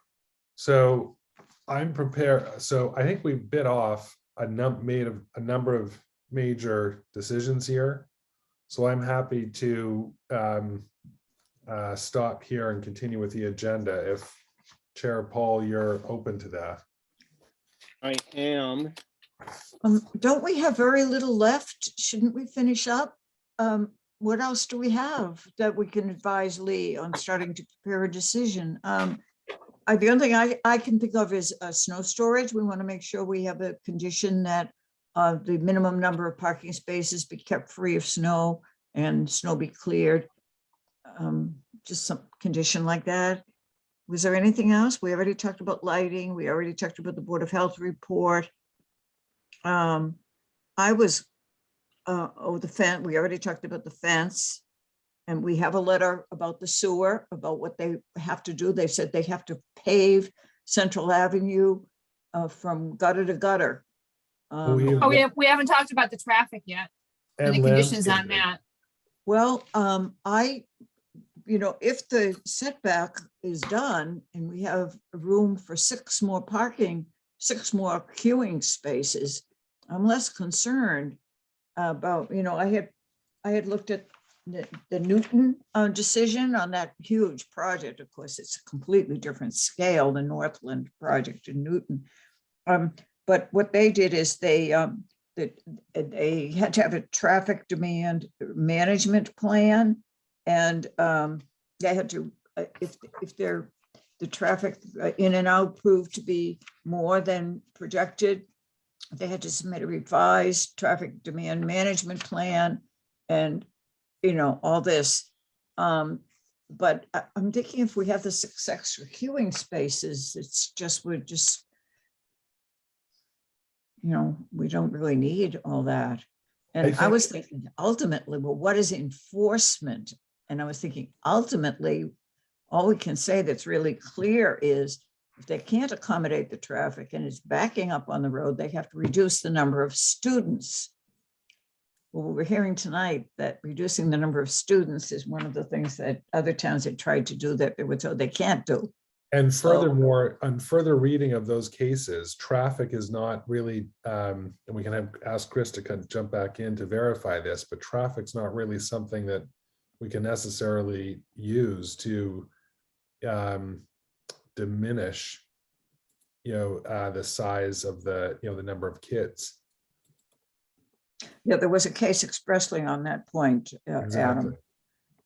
No. So I don't know exactly what enforcement we would use if we did find out that cars were backing up on the road. What would we say in our decision that they have to do now? I would recommend that we require that they have a traffic detail between the hours of 7:30 and 9:30 in the morning, and I don't know, 3:30 to 5 in the afternoon. I don't remember what their hours are, but basically, Whatever the time that was shown as being the highest traffic time. Right. I think between 4 and 6. I think they 4 and close 6. at 6. Okay. So from 7:30 to 9:30 in the morning and from 4 to 6 in the afternoon, they have to have a traffic detail of at least one traffic monitor. I don't know, do we specifically say an off-duty police officer or coordinated with the police department? I think it's a police, I think we're looking for a police detail. Police detail, I thought was what we said. And for a minimum of 2 months from the opening. And after 2 months, if they feel that the police detail for those hours is not necessary, they may come back to the board. And would we want a report from the police department at that point after the 2 months? I don't know, the police department is really monitoring it. I mean, they're basically hiring off-duty police officers. Is the police department really monitoring that? We did talk about it also a a study, a post-construction study. Right. I think John Diaz had recommended that when they were at 80% of their capacity, student capacity, that they would have to do a follow-up traffic study.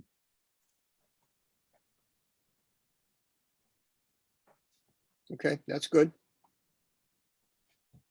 And then I think the last thing was the retiming of the lights. But then if the follow-up traffic study showed a problem, what would the solution be? We don't know. We'd have to, we have to figure that out. Then we don't know what the problem will be, Gene. So maybe we'd use a phrase like a traffic demand management or traffic management plan. They have to come up with a traffic management plan. Chris, is that okay to do that in that scenario? Because what if we get a follow-up traffic study, but there's nothing we can do about it? What good is it? I mean, I think if we're continuing the board's deliberations to your next meeting, this may be one that I can think about a little bit between now and then. I guess my only, you guys, I have not heard all of the evidence over the course of the entire public hearing from your traffic engineer. So I guess my only comment is that whatever conditions the board wants to impose relative to traffic generation from this project, My only comment was that it should be guided by what you have in the record from your own traffic engineer, discussing what this project is going to do or not do. Well, my recollection is, and if John Diaz is still there, he can raise his hand and we can bring him back in. But my recollection is that he was talking about, number one, a police detail. And number two, the reconfiguring of the traffic light at Central Avenue and Charles River Street. And as well as a post-construction traffic study at 80% occupancy.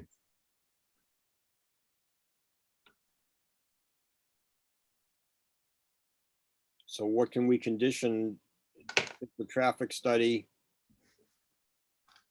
If the neighbors. Suppose a continuation of the police detail requirement could be a condition if the traffic study shows. And the other thing it really seems to me that the only thing we can kind of say, this is bad, is traffic trying to enter the premises that backs up on the road. And if that's happening, I don't know how to control it other than with a constant police detail. If they need a constant police detail, they'll have to have a constant police detail. This is why I'm just saying that they have to have a police detail for a minimum period of time. I was suggesting 2 months. I'm flexible on that totally. And then they come back to us if they feel that they do not need the police detail for 2 hours in the morning and 2 hours at night every day. Let them come back with an amendment. I would like that. Yeah. I would like that traffic study to be peer reviewed. The information that we've had from their traffic engineer has not been entirely reliable, to say the least. I thought we were talking about John Diaz doing it, weren't we? He's our guy, isn't he? No, the proponent is supposed to do the follow-up traffic study. Oh, excuse me. Okay. Mhm. Chris, it looks like you're about to say something. Only other comment I would add is that if along the lines of eliminating discretionary decisions down the road in what really is an approval of a by right use, to the extent you want the applicant to come back after 2 months of police details to ask the board's permission to lift that requirement going forward, we ought to articulate a standard as to what will entitle the applicant to that relief at that point. I'm not suggesting what that is or is not, but we should think about that between now and the decision. The applicant should be able to know what, I think it's fair for the applicant to be able to know what will entitle it to have the police detail go away whenever it is they come back in and ask for it. Can we ask John Diaz as our peer reviewer to determine those standards and make that recommendation to us? Is the board okay to do that? I think so. I know I keep focusing on traffic backing up on the road, but maybe that is not the only issue. No, the issue is, if the police detail is doing its job properly, traffic won't back up on the road. Absolutely. Because the police officer is keeping it from doing it. That's right. That's why the police officer is there. Mhm. So, that's not a standard that we will be able to have. We can't say, well, if the traffic's not backing up, then you don't need the police detail. Well, that's not necessarily true, because maybe the reason that the traffic's not backing up is because the police detail is doing its job. Well, I think it's the study that's going to show you. It's the post study that's going to show you if anything's required. The actual study of what's happening on the ground after it's operational. And then Chris, they need to, our peer reviewer would also need to articulate what the standard would be, for either any additional mitigation or to maintain the police detail, right? Not just the standard of what the minimum standard is to remove the police detail. They would have to set up the standards for, like, if Central Avenue is worse as a result of this thing, and additional mitigation is required, what do we do?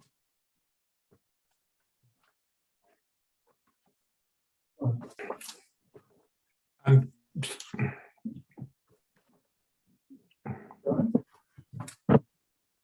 Well, they could add more parking in the back so that cars can move up in the center lane and park so as to avoid backups. If- That's one thing they could do. Right, if cars are not parking, but are queuing along the front entrance to drop off, and that's what's causing the backup, make the car, the applicant ought to be able to come up with a plan that will, if they have ample parking on space, and with between 30 and 40 spaces, they really ought to. Cars, there's a way to make it so cars don't back up on Central Avenue. Mhm. So to me, that's a management question, and you can certainly task the applicant with addressing that. I hate to divert the conversation, but I just thought of something. We need to have a condition that we need to see a signed lease between the property owner and the Needham Children's Center. Mhm. Chris, can we say for a minimum of 5 years, minimum of 10 years? But we have case law that per this spreadsheet that Chris prepared, that shows that you don't need a tenant for any of this stuff. We are basing our conditions on the representations from the operator of the Needham Children's Center as to what her operations are going to be. Those are the cases where situations where the one case was a situation where there was not an operator in front of the board telling the board how the operation was going to be run. That's valid. I agree with that. Chris, does that hold? I don't know exactly how you want to structure that in your conditions. No one is going to be able to make use of this decision other than a licensed childcare operator. You can draft the decision in a way that requires this building to be occupied and managed by a properly licensed childcare facility. In terms of requiring a lease, I would not set any minimum or maximum on the length of that lease. I would simply condition it on the ongoing existence of a licensed operator. And I don't think, can we require that there simply be a lease? Because otherwise, what contract is there? But Or Gina- ownership. Or ownership. I mean, somebody could buy the property. Oh, a daycare A provider. year from buy the now. property. Yeah. I don't, as long as there's a daycare operator involved, I don't know what interest the board has in lease ownership or term. But I'll leave that to you guys. Yeah, that was a follow-up question I had, but before I get to it, Marty, you had a comment. Well, yeah, no, I think Chris is right on that. And that would be the condition I would be looking for in this decision, that it always be operated by a licensed daycare operator, period. But I would note that what strengthens that a little bit is the latest thing that just came in today from Evans Huber. He wrote in today's submission that I don't have it in front of me, I forget the language he used, but he makes it exquisitely clear that the operator is going to be Needham Children's Center. He leaves no doubt about it. Now, that's not the equivalent of having a lease, but he's really quite clear about it, for what that's worth. It's true. So if that's the representation, Chris, can we make that a condition? That the operator of the facility is always a licensed childcare operator? Or that you No, want to that see the initial operator is the Needham Children's Center. And then we have our usual condition about what needs to be done if they're transferring it, which is basically they just have to come back and tell us that they're transferring it to another licensed operator. Who We agrees can't- to be, We can't have any discretion but on who who agrees that to be licensed down? childcare operator is. We just need to have them come back and tell us that this is the person and show us their license. And provided that they're obligated to abide by the, the Right, conditions right, of that they've read and certify that they've read the permit or they've read the decision, and they agree to abide by its terms. So why Lee, don't do we, you think, have you got enough now to draft the decision? And Lee, you're muted. muted. Lee, you're muted. That's what I hope to I think I have accomplish. enough. I think I have enough to start it. And I can, we can put some time on the agenda. If I have some, then I can kind of, if I have any questions when I'm working on it over the next week, I can check in with Chris and I can put those questions to you at the next meeting. And then finalize the draft for the meeting after that. Mhm. Okay. All right. Are we So under a deadline from the end of the hearing to make our You're, decision? you're under a 90-day, you're under a 90-day deadline. Okay. 90 days from when? The date the hearing was closed. Chris, thank you very much for preparing that spreadsheet. I think, as we've talked about before, that was going to be a useful work product. And I think it has been for all of us. And I'm grateful for your taking the time over the holiday to work on this thing. Anytime, happy to do it. Thank you very much. Mr. Chair, I return the gavel back to you. Let's get Natasha. Yeah. Yes, I'll send her text. let's get Natasha. We can let her know that we've got headlights going into her house.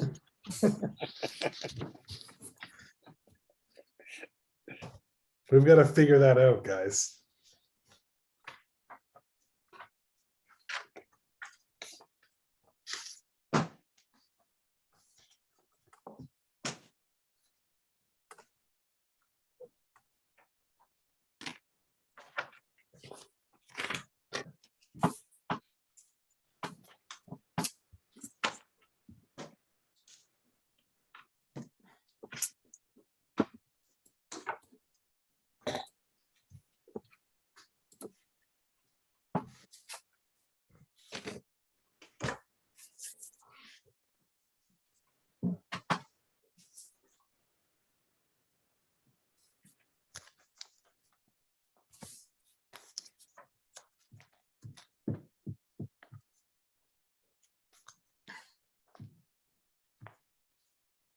Here comes Natasha. There she There's is. Natasha. Sorry, I was blinded by the headlights.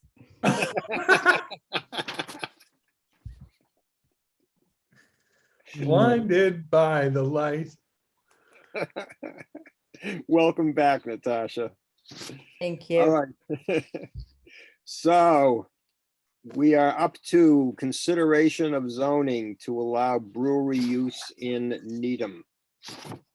Lee, you have the floor. Yes, so I just wanted to put this back on the agenda because we had a long conversation, I think, about next steps on brewery uses. And I did have a conversation with, Dave Roach, I think after the board last met, about, where we landed. And, I think we had talked at that time about trying to, fit the use into some existing uses within the zoning framework and make some findings that we found it, for example, to be similar in kind to a manufacturing use. And Dave and I both had some concerns about approaching it from that way because it really doesn't quite fit as a manufacturing use, even though there's going to be maybe manufacturing and bottling. These uses are often associated with retail sales happening at the same time. They're associated with food uses. They're associated with tasting bars. And the towns that I think oftentimes look to as examples about how to craft zoning, Natick, Framingham, Cambridge, for example, have all basically addressed breweries head on, kind of defining the different types of brewery uses and then identifying the zoning districts where they're appropriate. And so I think I spoke with most of you on this. I was just going to suggest that during the course of the next month, I'd be allowed to kind of explore what other towns are doing and come back to you with some recommendations in terms of how zoning might be approached in Needham. Dave Roach had wanted to meet with you to talk to you directly about his concerns and why he thinks it's important that we kind of address it directly through zoning, but he's out for the month of January. But he will be back the beginning of February. And because we talked about trying to accomplish something, I think before the annual town meeting, I was reluctant to just let January float by before Dave could come in and talk to you, because I don't want to lose the opportunity to do zoning in the spring if that's where we land. So I'd like to be able to put together, the approaches that other towns are doing, look at some definitions in terms of how the uses have been defined and some ideas about what kinds of activities might be appropriate and what Needham zoning districts, and then kind of basically put it back on the agenda for our first meeting in February and invite Dave in, and we could have a conversation about different approaches that might be appropriate for Needham. Adam? Thank you. I look at this in a couple of different ways. First of all, Marty, you raised a very considered, thoughtful point that you years ago revised the zoning bylaw to include to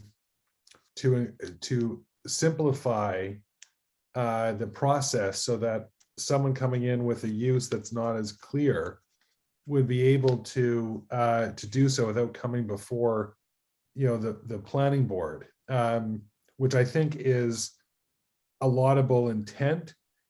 And yet I think that there are so many different other places in the bylaw where, like, bottling is one section in some places, but not in other places, that where this is really seen as an economic development driver, and we're looking at this effectively in some ways from a marketing point of view, that I think the best move for the town is to be able to articulate very clearly what uses are permissible in which districts, because there are different types of business models, and I think we could fairly easily identify different uses and different sizes and dimensional requirements in different districts, prohibit it in some and allow it in others, either by right or by special permit, which is something that we can all agree on. And I think that would be a very helpful tool for our economic development manager to work with site selectors so they recognize Needham as an opportunity for all of us. And in the meantime, if we get an application, we can certainly consider it, but most of these uses will probably with food require coming before the planning board anyways, and or for parking waivers or other factors. So I think if that's already likely to happen, that our best move, and I would like to see, is to clarify the zoning bylaw and to do it in time for the May town meeting. If Marty, I guess you and Jean and I guess probably Paul too, are are satisfied that approach can be helpful. I don't see how it would hurt us, and I see how it would help us if we were to clarify it a little bit further than how it's already laid out in our bylaws. I think it might also, help us, even looking at Highway Commercial 1 that we recently just rezoned, to perhaps open up that use in that district as well, as we're looking at a redevelopment on the Muzzy site. And if we just kind of rely on the way the zoning is currently written, I don't know that it opens it up in that district. Well, I think there are two locations we should be keeping in mind for this economic development tool. And I think one is mixed use 128. Because there you do have, I mean, we're not a town that has those wonderful big old industrial buildings along the river, but we have some old industrial buildings in mixed use 128 that might be very useful for this kind of thing, and that would attract people to come and enjoy a night out. And it would be a revitalization tool for that area. And then the other is our downtown, which is kind of a restaurant center for the region. And I think we should build on that. So I think, to me, it's not so much a site like Muzzy's site, which is have to be, it's going to be brand new development of some kind. It's reuse opportunities. And those are the two places where I see that we should be focusing our thoughts.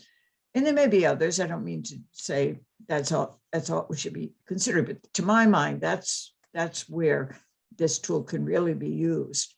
And I think that also makes the idea that, well, we're talking about the downtown and maybe Avery Square and, mixed use 128. They're different places. The uses that we could say, oh, maybe this is similar, and we could say it's okay here. It might not work for all those places. And so I agree with Lee that we have the time. We don't have somebody knocking at the door right now. Let's really come up with exactly what we want for our zoning bylaw. And I certainly think reviewing, as Lee proposed over the next month, that she would do this work of reviewing what other cities and towns have done, and then looking at the models is great. And I agree. I think it's an opportunity for us to plan. And I think it's a time for us to, we may not know exactly where these things are going right now, but with Lee's information, I think it'll be really beneficial for us to plan where we want this to occur and to have kind of a bigger voice about it. And I understand, I agree, Marty, with what you said before, that it's open-ended, but I think others may not read it that way, and we may be losing opportunities. So I think clarifying it a little better, I think, would be beneficial for the town. Marty, you have anything to add? Me? Yeah. Since we all said your name, and Oh, yeah. Yeah, unless there's another Marty here. If people want to go through this effort and think that the predictability of having it actually written into the bylaw as to what the possibilities are and where, and to me, that's the best argument for doing it. If people want to do that, I'm not against it. All I was really just trying to say was we may not need to do that. A particular user who has a particular thing in mind may be able to get the benefit of that paragraph we added in 3.1, and that's why we did it. I wasn't trying to rule out this effort. And if people think it's worth it, it's fine with me. So I had a couple of concerns. One is I am reluctant to keep going to town meeting with zoning bylaw changes, and then nothing happens. And, it's an arduous enough process to go to town meeting for a zoning change, and the pushback that we get.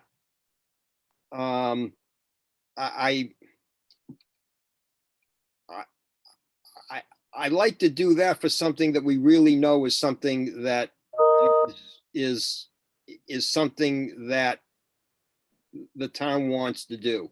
We can rush to put through a brewery bylaw change, and it means rushing through our procedure, having the hearing,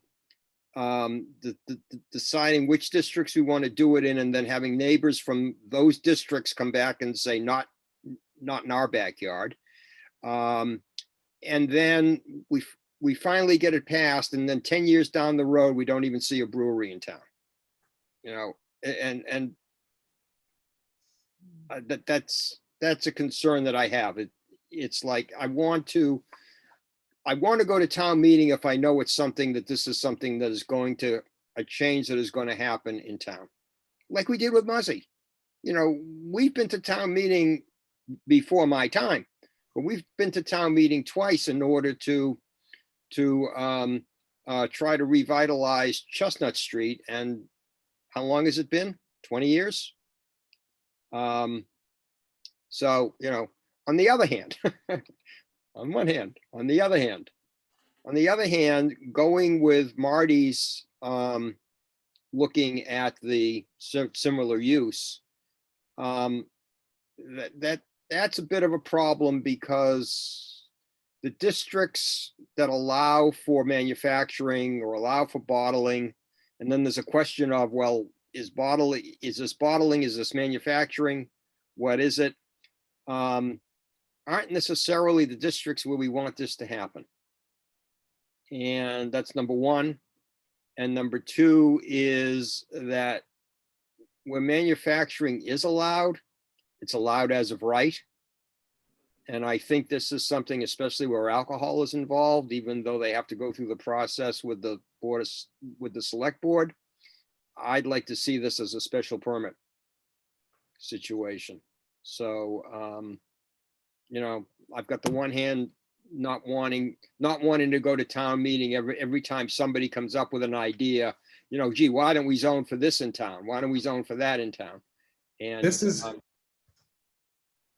so those are my thoughts. So, but basically I'm saying, let's proceed with what Lee wants to do. Let's see what other towns have done, use them as a guide, have our meeting with Dave Roach. And, you know, it'll be the middle of February, and we'll see where we are and what we want to do. Adam? I was just gonna say as an additional item that related to this, that brewing is not a simple thing. You have to go through the Federal Department of Alcohol, Tobacco, and Firearms, and in order to be able to actually manufacture alcohol, in addition to getting a state license, in addition to applying to the local authorities, in addition to getting some kind of securing a site. The first part of the process in order to commence the application with ATF is site selection. And so anything that we can do that simplifies that process and provides a kind of clarity for a business to be able to, you know, to go down that road is ultimately very helpful for an applicant. That's all I'll say at this time. And I think, Lee, that will be really helpful. And you know, if you need a tag team on, you know, someone to help with this, I'd be happy to. Yeah, I'll be reaching out to you and probably Jean, looking at some text, and Marty. Right. Sure. Okay. So let's move. Okay, thank you very much. You're welcome. Board of Appeals. What do we have on the Board of Appeals? I believe there were. They want to use the church, Episcopal Church, as a daycare for 25 students and 2 staff. Yeah, an after-school program. Correct. After school. Mhm. And then there's an amendment to an existing application for a demolition of a garage in a single-family house. Let's take them one at a time. Yes, sir. Let's take the Episcopal Church. Does anybody have any comment on that? Or shall we report it, no comment? I would only say, and I don't know what the extent of our comments should even be on an application like this, but it just seems to me that an after-school program for 25 young kids with only 2 staff seems pretty thinly staffed.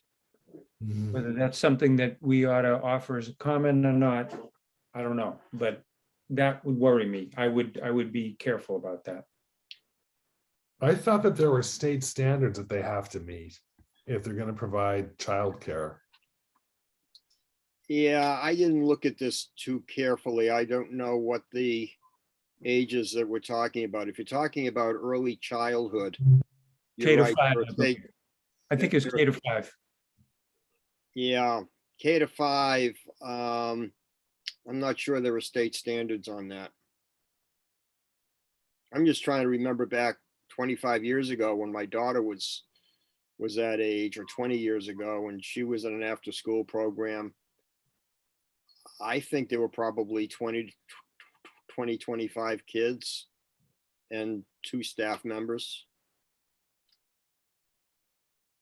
For And she had a kids great that time. I mean, Well- I think it's close. So it's roughly one staff person for about for 12 and a half kids. Yeah. Which, you know, early childhood, because we were looking at this for 1688, is a staff member for 10 kids. So it's not that far off.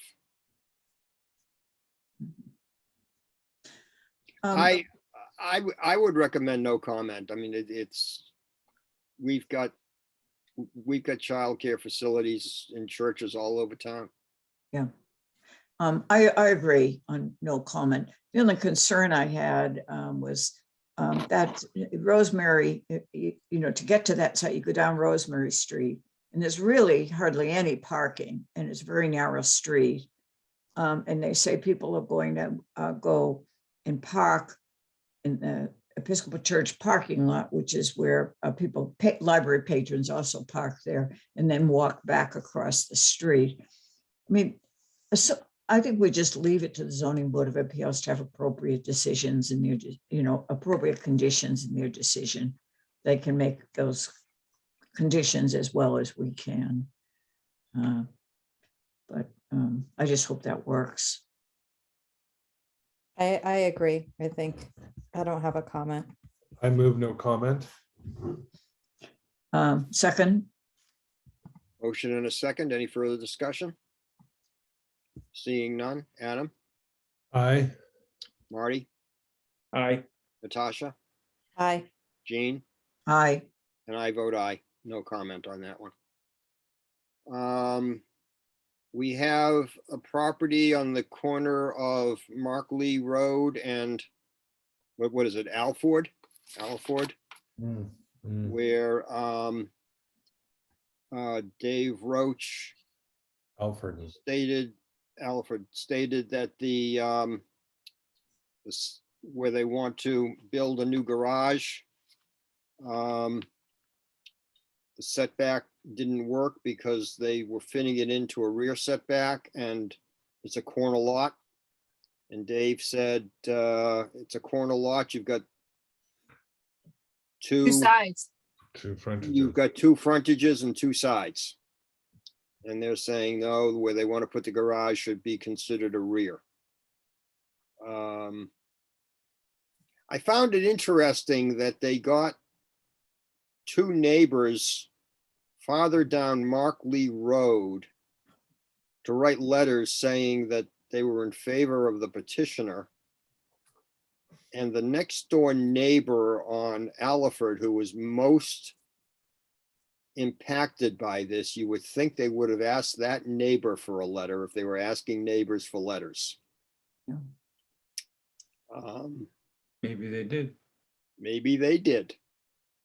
Um, So I'm inclined to just leave this to the ZBA Well, and let them have their hearing and see if the neighbors show up and let them decide. Yeah, Jean.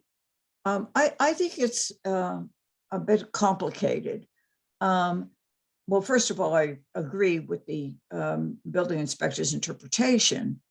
But I think what they had originally with the garage wasn't really a prior non-conforming use. They're not asking for reconstruction of prior non-conforming structure. It was probably simply that it's an accessory building. And maybe it actually meets the side the side setback now as an accessory independent building. But what they want to do, and I'm scrolling on the site plan now, is they want to attach the garage to the house, to the addition they propose to make to the house. So you can walk directly from a reconstructed garage into the house. And I think the fact that they're doing that makes the garage not an accessory structure, but part of the primary structure, and that has to be set back 14 feet. And I think it's not a question of whether the neighbors like it or not. They're appealing a building inspector's decision, and it appears to me that the building inspector is correct. And what they're trying to do, which they're not saying they're doing, is to apply for a variance. And I know that our zoning board of appeals rarely, if ever, grants variances. But that's the essence of what they're asking for here. I think they needed to get, I think they were gonna get the building inspector's a refusal on it and then appeal his decision and then perhaps file for a variance based on that. But the current garage is even closer to the lot line. Exactly. So they're basically saying their existing garage to be raised looks like it's almost like at one corner about 5 feet from the lot line. And they're moving the proposed garage would be within the 10 feet, which is what they think is the rear setback. So they're actually improving the condition. You mean they're moving, the proposed garage would be set back somewhat farther from the old garage. You're right. Right. So they're improving the condition. Except that the old condition, I mean, the old setback standard was 5 feet. It's 5 feet, I think, for an accessory structure. And that's what it is now. It's not prior non-conforming. It's 5 feet now. Is that right, Lee? Yes, it's 5. It's 5 feet. Yeah. So they can build a new garage if they want to have a new garage and have it be 5 feet from lot line if they want to. But it would not be attached. It would not be attached. However, they're trying to attach it to modernize it, and they're going to 10 feet. So I'm just bringing it up that the condition will be better than it is today, and it'll be better for them in the house. So. Well, it's a question of precedent and proper interpretation of the bylaw. And right. What's before the zoning board of appeals is the building inspector is wrong, but the building inspector happens to be right. Correct.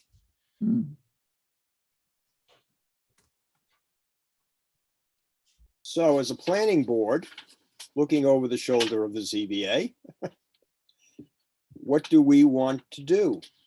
Do we want to give them feedback, or do we want to just say no comment?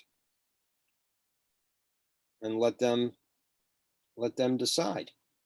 Well, I think we should give a pat on the back to the building inspector and say something about how we think the interpretation of the building inspector of our zoning bylaw is the correct one. Are you making that motion? I am. I move that. Second that motion. Okay.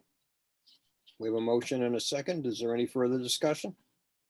I guess would you add to that motion that the proposed garage addition, although it does not meet the zoning, it still is a better condition than if it was an accessory building? We could, but I think that's going to be pretty clear. That's not for us to. That's the kind of thing I do leave up to the zoning board of appeals. Yeah. And their discretion. Do they have any discretion here? But they don't have, exactly. They don't have any discretion here. I think they have to decide whether the requirement is a rear setback or a side setback. Natasha, I would say that the 5 foot setback for the structure, if it's a 1-story building, it's 5 feet. If that accessory structure were more than 1 story, it would have to meet the side yard setbacks. Side yard. Okay. So in this case, I think they're actually putting a second floor on it. That's right. Okay. So They are. I'm And looking at the and drawing right now. finishing it. They are. Okay. So I move I, the comment. Yeah, let's, Okay, we ready for the well, vote? the only comment would be the one that has already been proposed, which Right. is, we think the building inspector's interpretation is correct. Correct, yep. You ready to vote? We start with Adam, Aye. Marty, Aye. Tasha, aye. Jean, Aye. it's unanimous. I vote aye. And the third one is the demolition. we've already commented on that. We have, it's a Yes. yes, it's a continuation. So that's done. Okay, so the next item is minutes. I move that we accept the minutes of November 8th, 2021 as presented with the redlining. Second. Any comment? Any discussion? We'll take the vote. Adam, Aye. Marty, Aye. Natasha, Aye. Jean, Aye. and the chair votes aye. It's unanimous. Report from the planning director. Yes, thank you. I need your input on 2 projects. I think I started to talk to you about these at an earlier meeting, and it was so late that we really couldn't focus on it. So the first one is a proposal that Dave Roach actually received from Dunkin' Donuts. And they were interested in constructing a building that would not allow anybody to go into it or sit in it. It would just be a drive-through place where you could pick up coffee. So Dave's interpretation of zoning was that a drive-through was an accessory use to a principal use. So you could have, a McDonald's and you could have an accessory drive-through, or you could have a bank and you would have an accessory, maybe cash window associated with it as a drive-up. But that as a principal use, a facility that was dedicated solely to drive-up, which provided for no service within the building itself, was not allowed as a principal use. And I just wanted to confirm that with you, because Dunkin' Donuts said they were, I guess there's some models out there of Dunkin' Donuts that are done more traditionally, like on a highway location, where they just stick a building up, and you just drive up, get your coffee and go on. And they were looking at doing it on a location on Chestnut Street. So David, and my interpretation was that it was, if you had a facility and they wanted to have a drive-up window adjacent to it, then they could get a permit for an accessory use, where they would have the primary store there. But just to have the drive-up without the primary store there was not permitted or envisioned in Needham's bylaw. So were they looking to demolish their building now and redesign it so that it was just a drive-through operation? No, I think they were looking at the bank location on Chestnut Street initially, and they were trying to pick that up. And then that didn't work. So then they thought, well, can we just, take a portion of that lot, as how I understood it, and just put a building there and just have a drive up by it. And keep the existing Dunkin' Donuts on Chestnut? I don't know if that was going to be moved or not. I don't know. I think the only thing that was put to me by Dave was the question about, would it be okay for them just to have a standalone building sitting on a lot someplace with a drive-up window to it as an independent use? I mean, we've allowed that sort of thing in essence now in this COVID era, because restaurants aren't having a sit down often, and the only thing they might offer is the drive-through service. But that's certainly not our vision for what we want for Chestnut Street in the long term.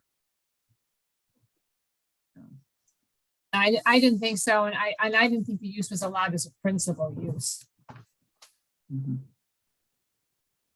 I can't see where it fits into any of our use categories as a use that's allowed. just a drive-in operation on its own. I have to go back Yeah. to the bylaw. I don't remember at this hour. It's 11. No, but we have to pour through the bylaw, but I don't recall seeing anything. That even. No, I approached mean, when we've allowed for drive up, it's been as an accessory to a principal use. So when the bank, put their Yeah. drive up facility behind Needham Bank, that was done as an accessory drive up use. When McDonald's did it, it was as an accessory to their principal use. It wasn't a standalone use that you had without that principal component. Right. Just the one comment is that it does speak to, it may speak to the future of, of this kind of retail. No, Yeah, it's but good what as- we're saying is, Adam, That it's not allowed. we're dealing with a question of what do our current bylaws, I understand. if we're, if we're going to, it seems that if we're going to allow it, unless Marty, you think that there's a similar use that falls within 3.1, and I can't think of We one. thought of 3.1 again, that paragraph. If they Yeah. want to come before us, explain what the impact would be and whether it's the same as similar, I'd listen. But It- again, No, but I don't want to go to town meeting with, all these zoning amendments. Well, is a drive-through facility along Chestnut Street what the plan calls for along that corridor? I mean, I don't. It's a highway-oriented use. It's not the Chestnut Street type of use. However, I'm remembering something we approved not long ago. And it was either off Gould Street or off Riverside Street. And it was basically the primary use was a caterer. And he wanted to be able to offer pickup lunches. And we said, yes, that's okay. Didn't we do that? That was a temporary COVID allowance. Yeah, that's My right, yeah, recollection. yeah. I don't think it's a fair characterization in the world of commercial real estate, especially retail, to say, Gene, that this is actually a highway use only. It may not be currently, based on how Chestnut Street has been laid out, but that doesn't mean that the use is really limited to highway purposes. Depends on what your vision is. No, when Gene says highway, I'm thinking of like Route 9, Yeah, not Mass Pike Highway, but like Route 9, or even like 135 in Natick. but people never walk. I mean, they don't walk from place to place. You drive from place to place. Our vision of Chestnut Street is that it be a walking. I understand that resonates. Yeah, but how's that working out though? Yeah, exactly. That's what I said before. We've been to town meeting twice already. And if Ted Owens was still on the board, we'd be going to town meeting a third time. I don't have a problem with that. I think that's our job, by the way, but that's just my personal opinion. Okay, then I'll move on to the other one that I had, and we talked about this one earlier and we never landed at a solution. And this was Starbucks, I think, approached Dave and I, because they wanted to put a walk-up window actually on their store in the Heights.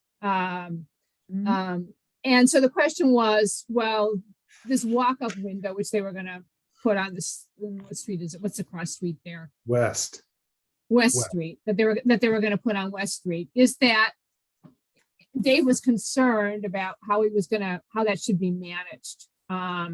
And whether or not that walk-up window was envisioned or allowed under our zoning. And so if we treated it like an accessory use, which we talked about doing, it would be treated differently in some districts. In some districts, those kinds of an accessory use of that type would be by special permit. In other districts, it would be by right. And then there was some concern. In this case, it would be by right, even though we hold a special permit at that property. But there was some concern about, how would it functionally operate people, have apps, they can order their coffee. I mean, would they really be walking up to this window? Would they be ordering their coffee online and jumping out of the car to pick it up when the light was red? So, I mean, there was some concern about actually implementing it at that location. So Dave was reluctant to treat it, as an accessory use that was allowed by right. And he thought the board needed to address it from a broader perspective. But I need some direction from you in terms of how you want it approached. The frozen custard place in the center on Great Plain Avenue has a walk-up window. I know they do. I was going to Okay. mention that, Jean, as well. Yeah. And how Abbott's. was that allowed? I think that was just probably allowed as an accessory use. Yeah. To what principal didn't- use though? Like that's all it is like you can Well, it's go an ice in, cream store. You can walk into the store too. Yeah. right? And at Dunkin' Donuts, I mean, Starbucks, you walk into the Starbucks, presumably. Right. I mean, I think part of the question with Starbucks is how really is it going to function? I mean, the ice cream store, it's right in the center. You do walk up, you wait for your ice cream. Starbucks has their app. You can order your coffee online. It's ready when you get there.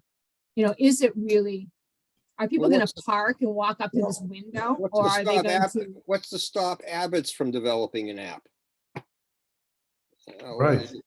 Yeah. Mhm. Yeah, so I guess that's my question to you. How do you want it? How do you want that managed? Do you want it? I mean, technically, as Starbucks wants to do it, because we hold the site plan on that property, even though that accessory use is allowed by right, they'll have to amend their site plan. So they'll come in front of you and ask permission. And you'll be able to decide if you're going to let it happen and how it's going to operate. But As an once that amendment- as an decision is amendment made to for them, their then it's universal. Site plan approval as an amendment to their original special permit. Is that right? Right. Well, yeah. Well, that's what we do, right? What's wrong with Right.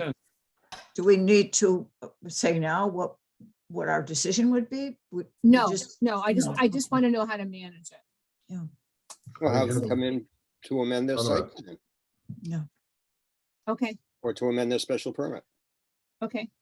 And then we can Reminds ask me them of- how, For 1 year, I had sold my house, we'd moved to the Heights, but I was still commuting into Boston on the train. And I would go to Starbucks every morning to get my coffee to drink on the train.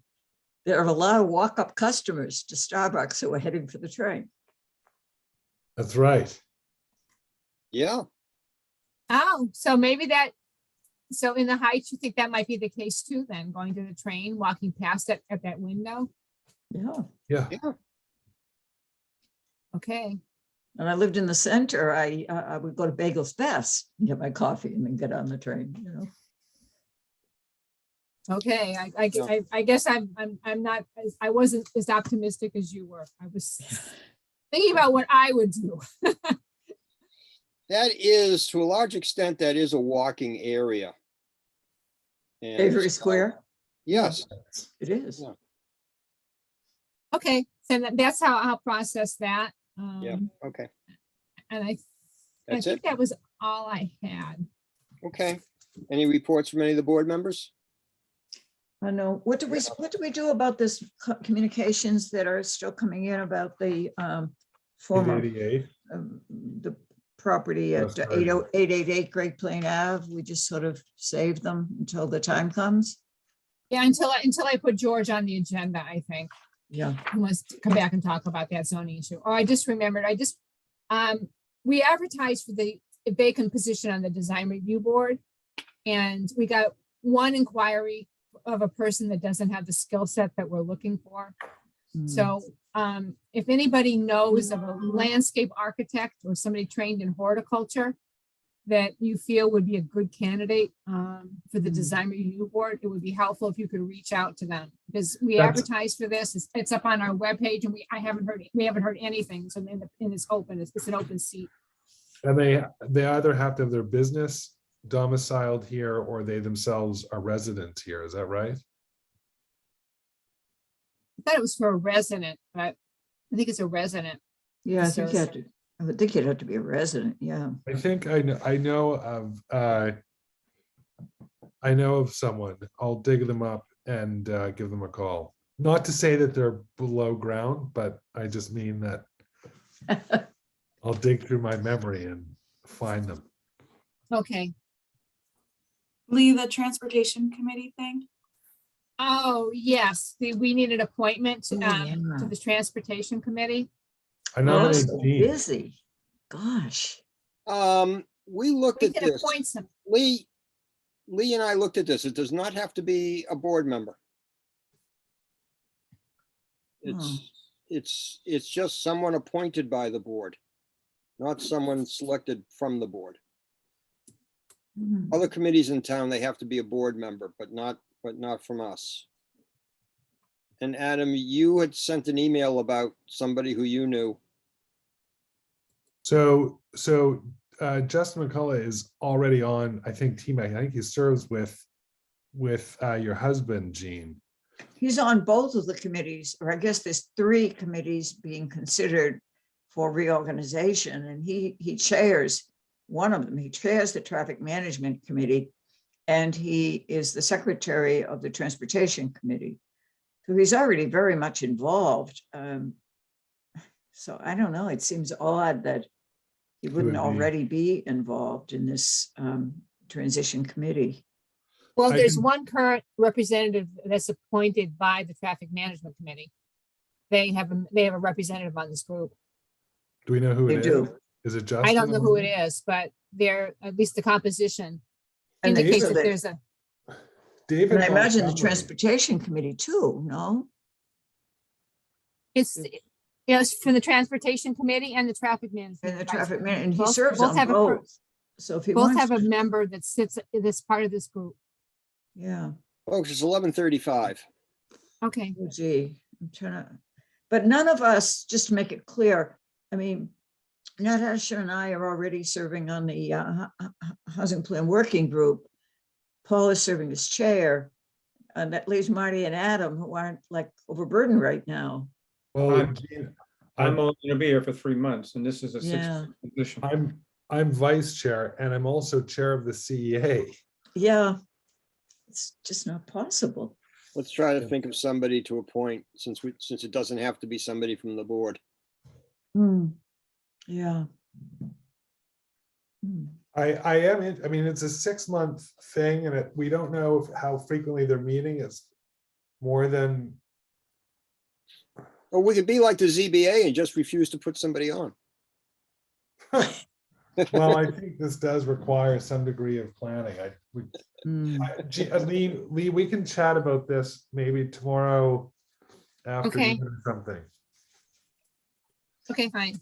Yeah, I'll think about it. If I have any ideas, I'll certainly share them. Can I have a motion to adjourn? So moved. Second. Any discussion? Adam, Aye. Marty, Aye. Natasha, Aye. Jean? Aye. Chair votes aye. Good night, everyone. Good Good night. night. Thank you, everybody.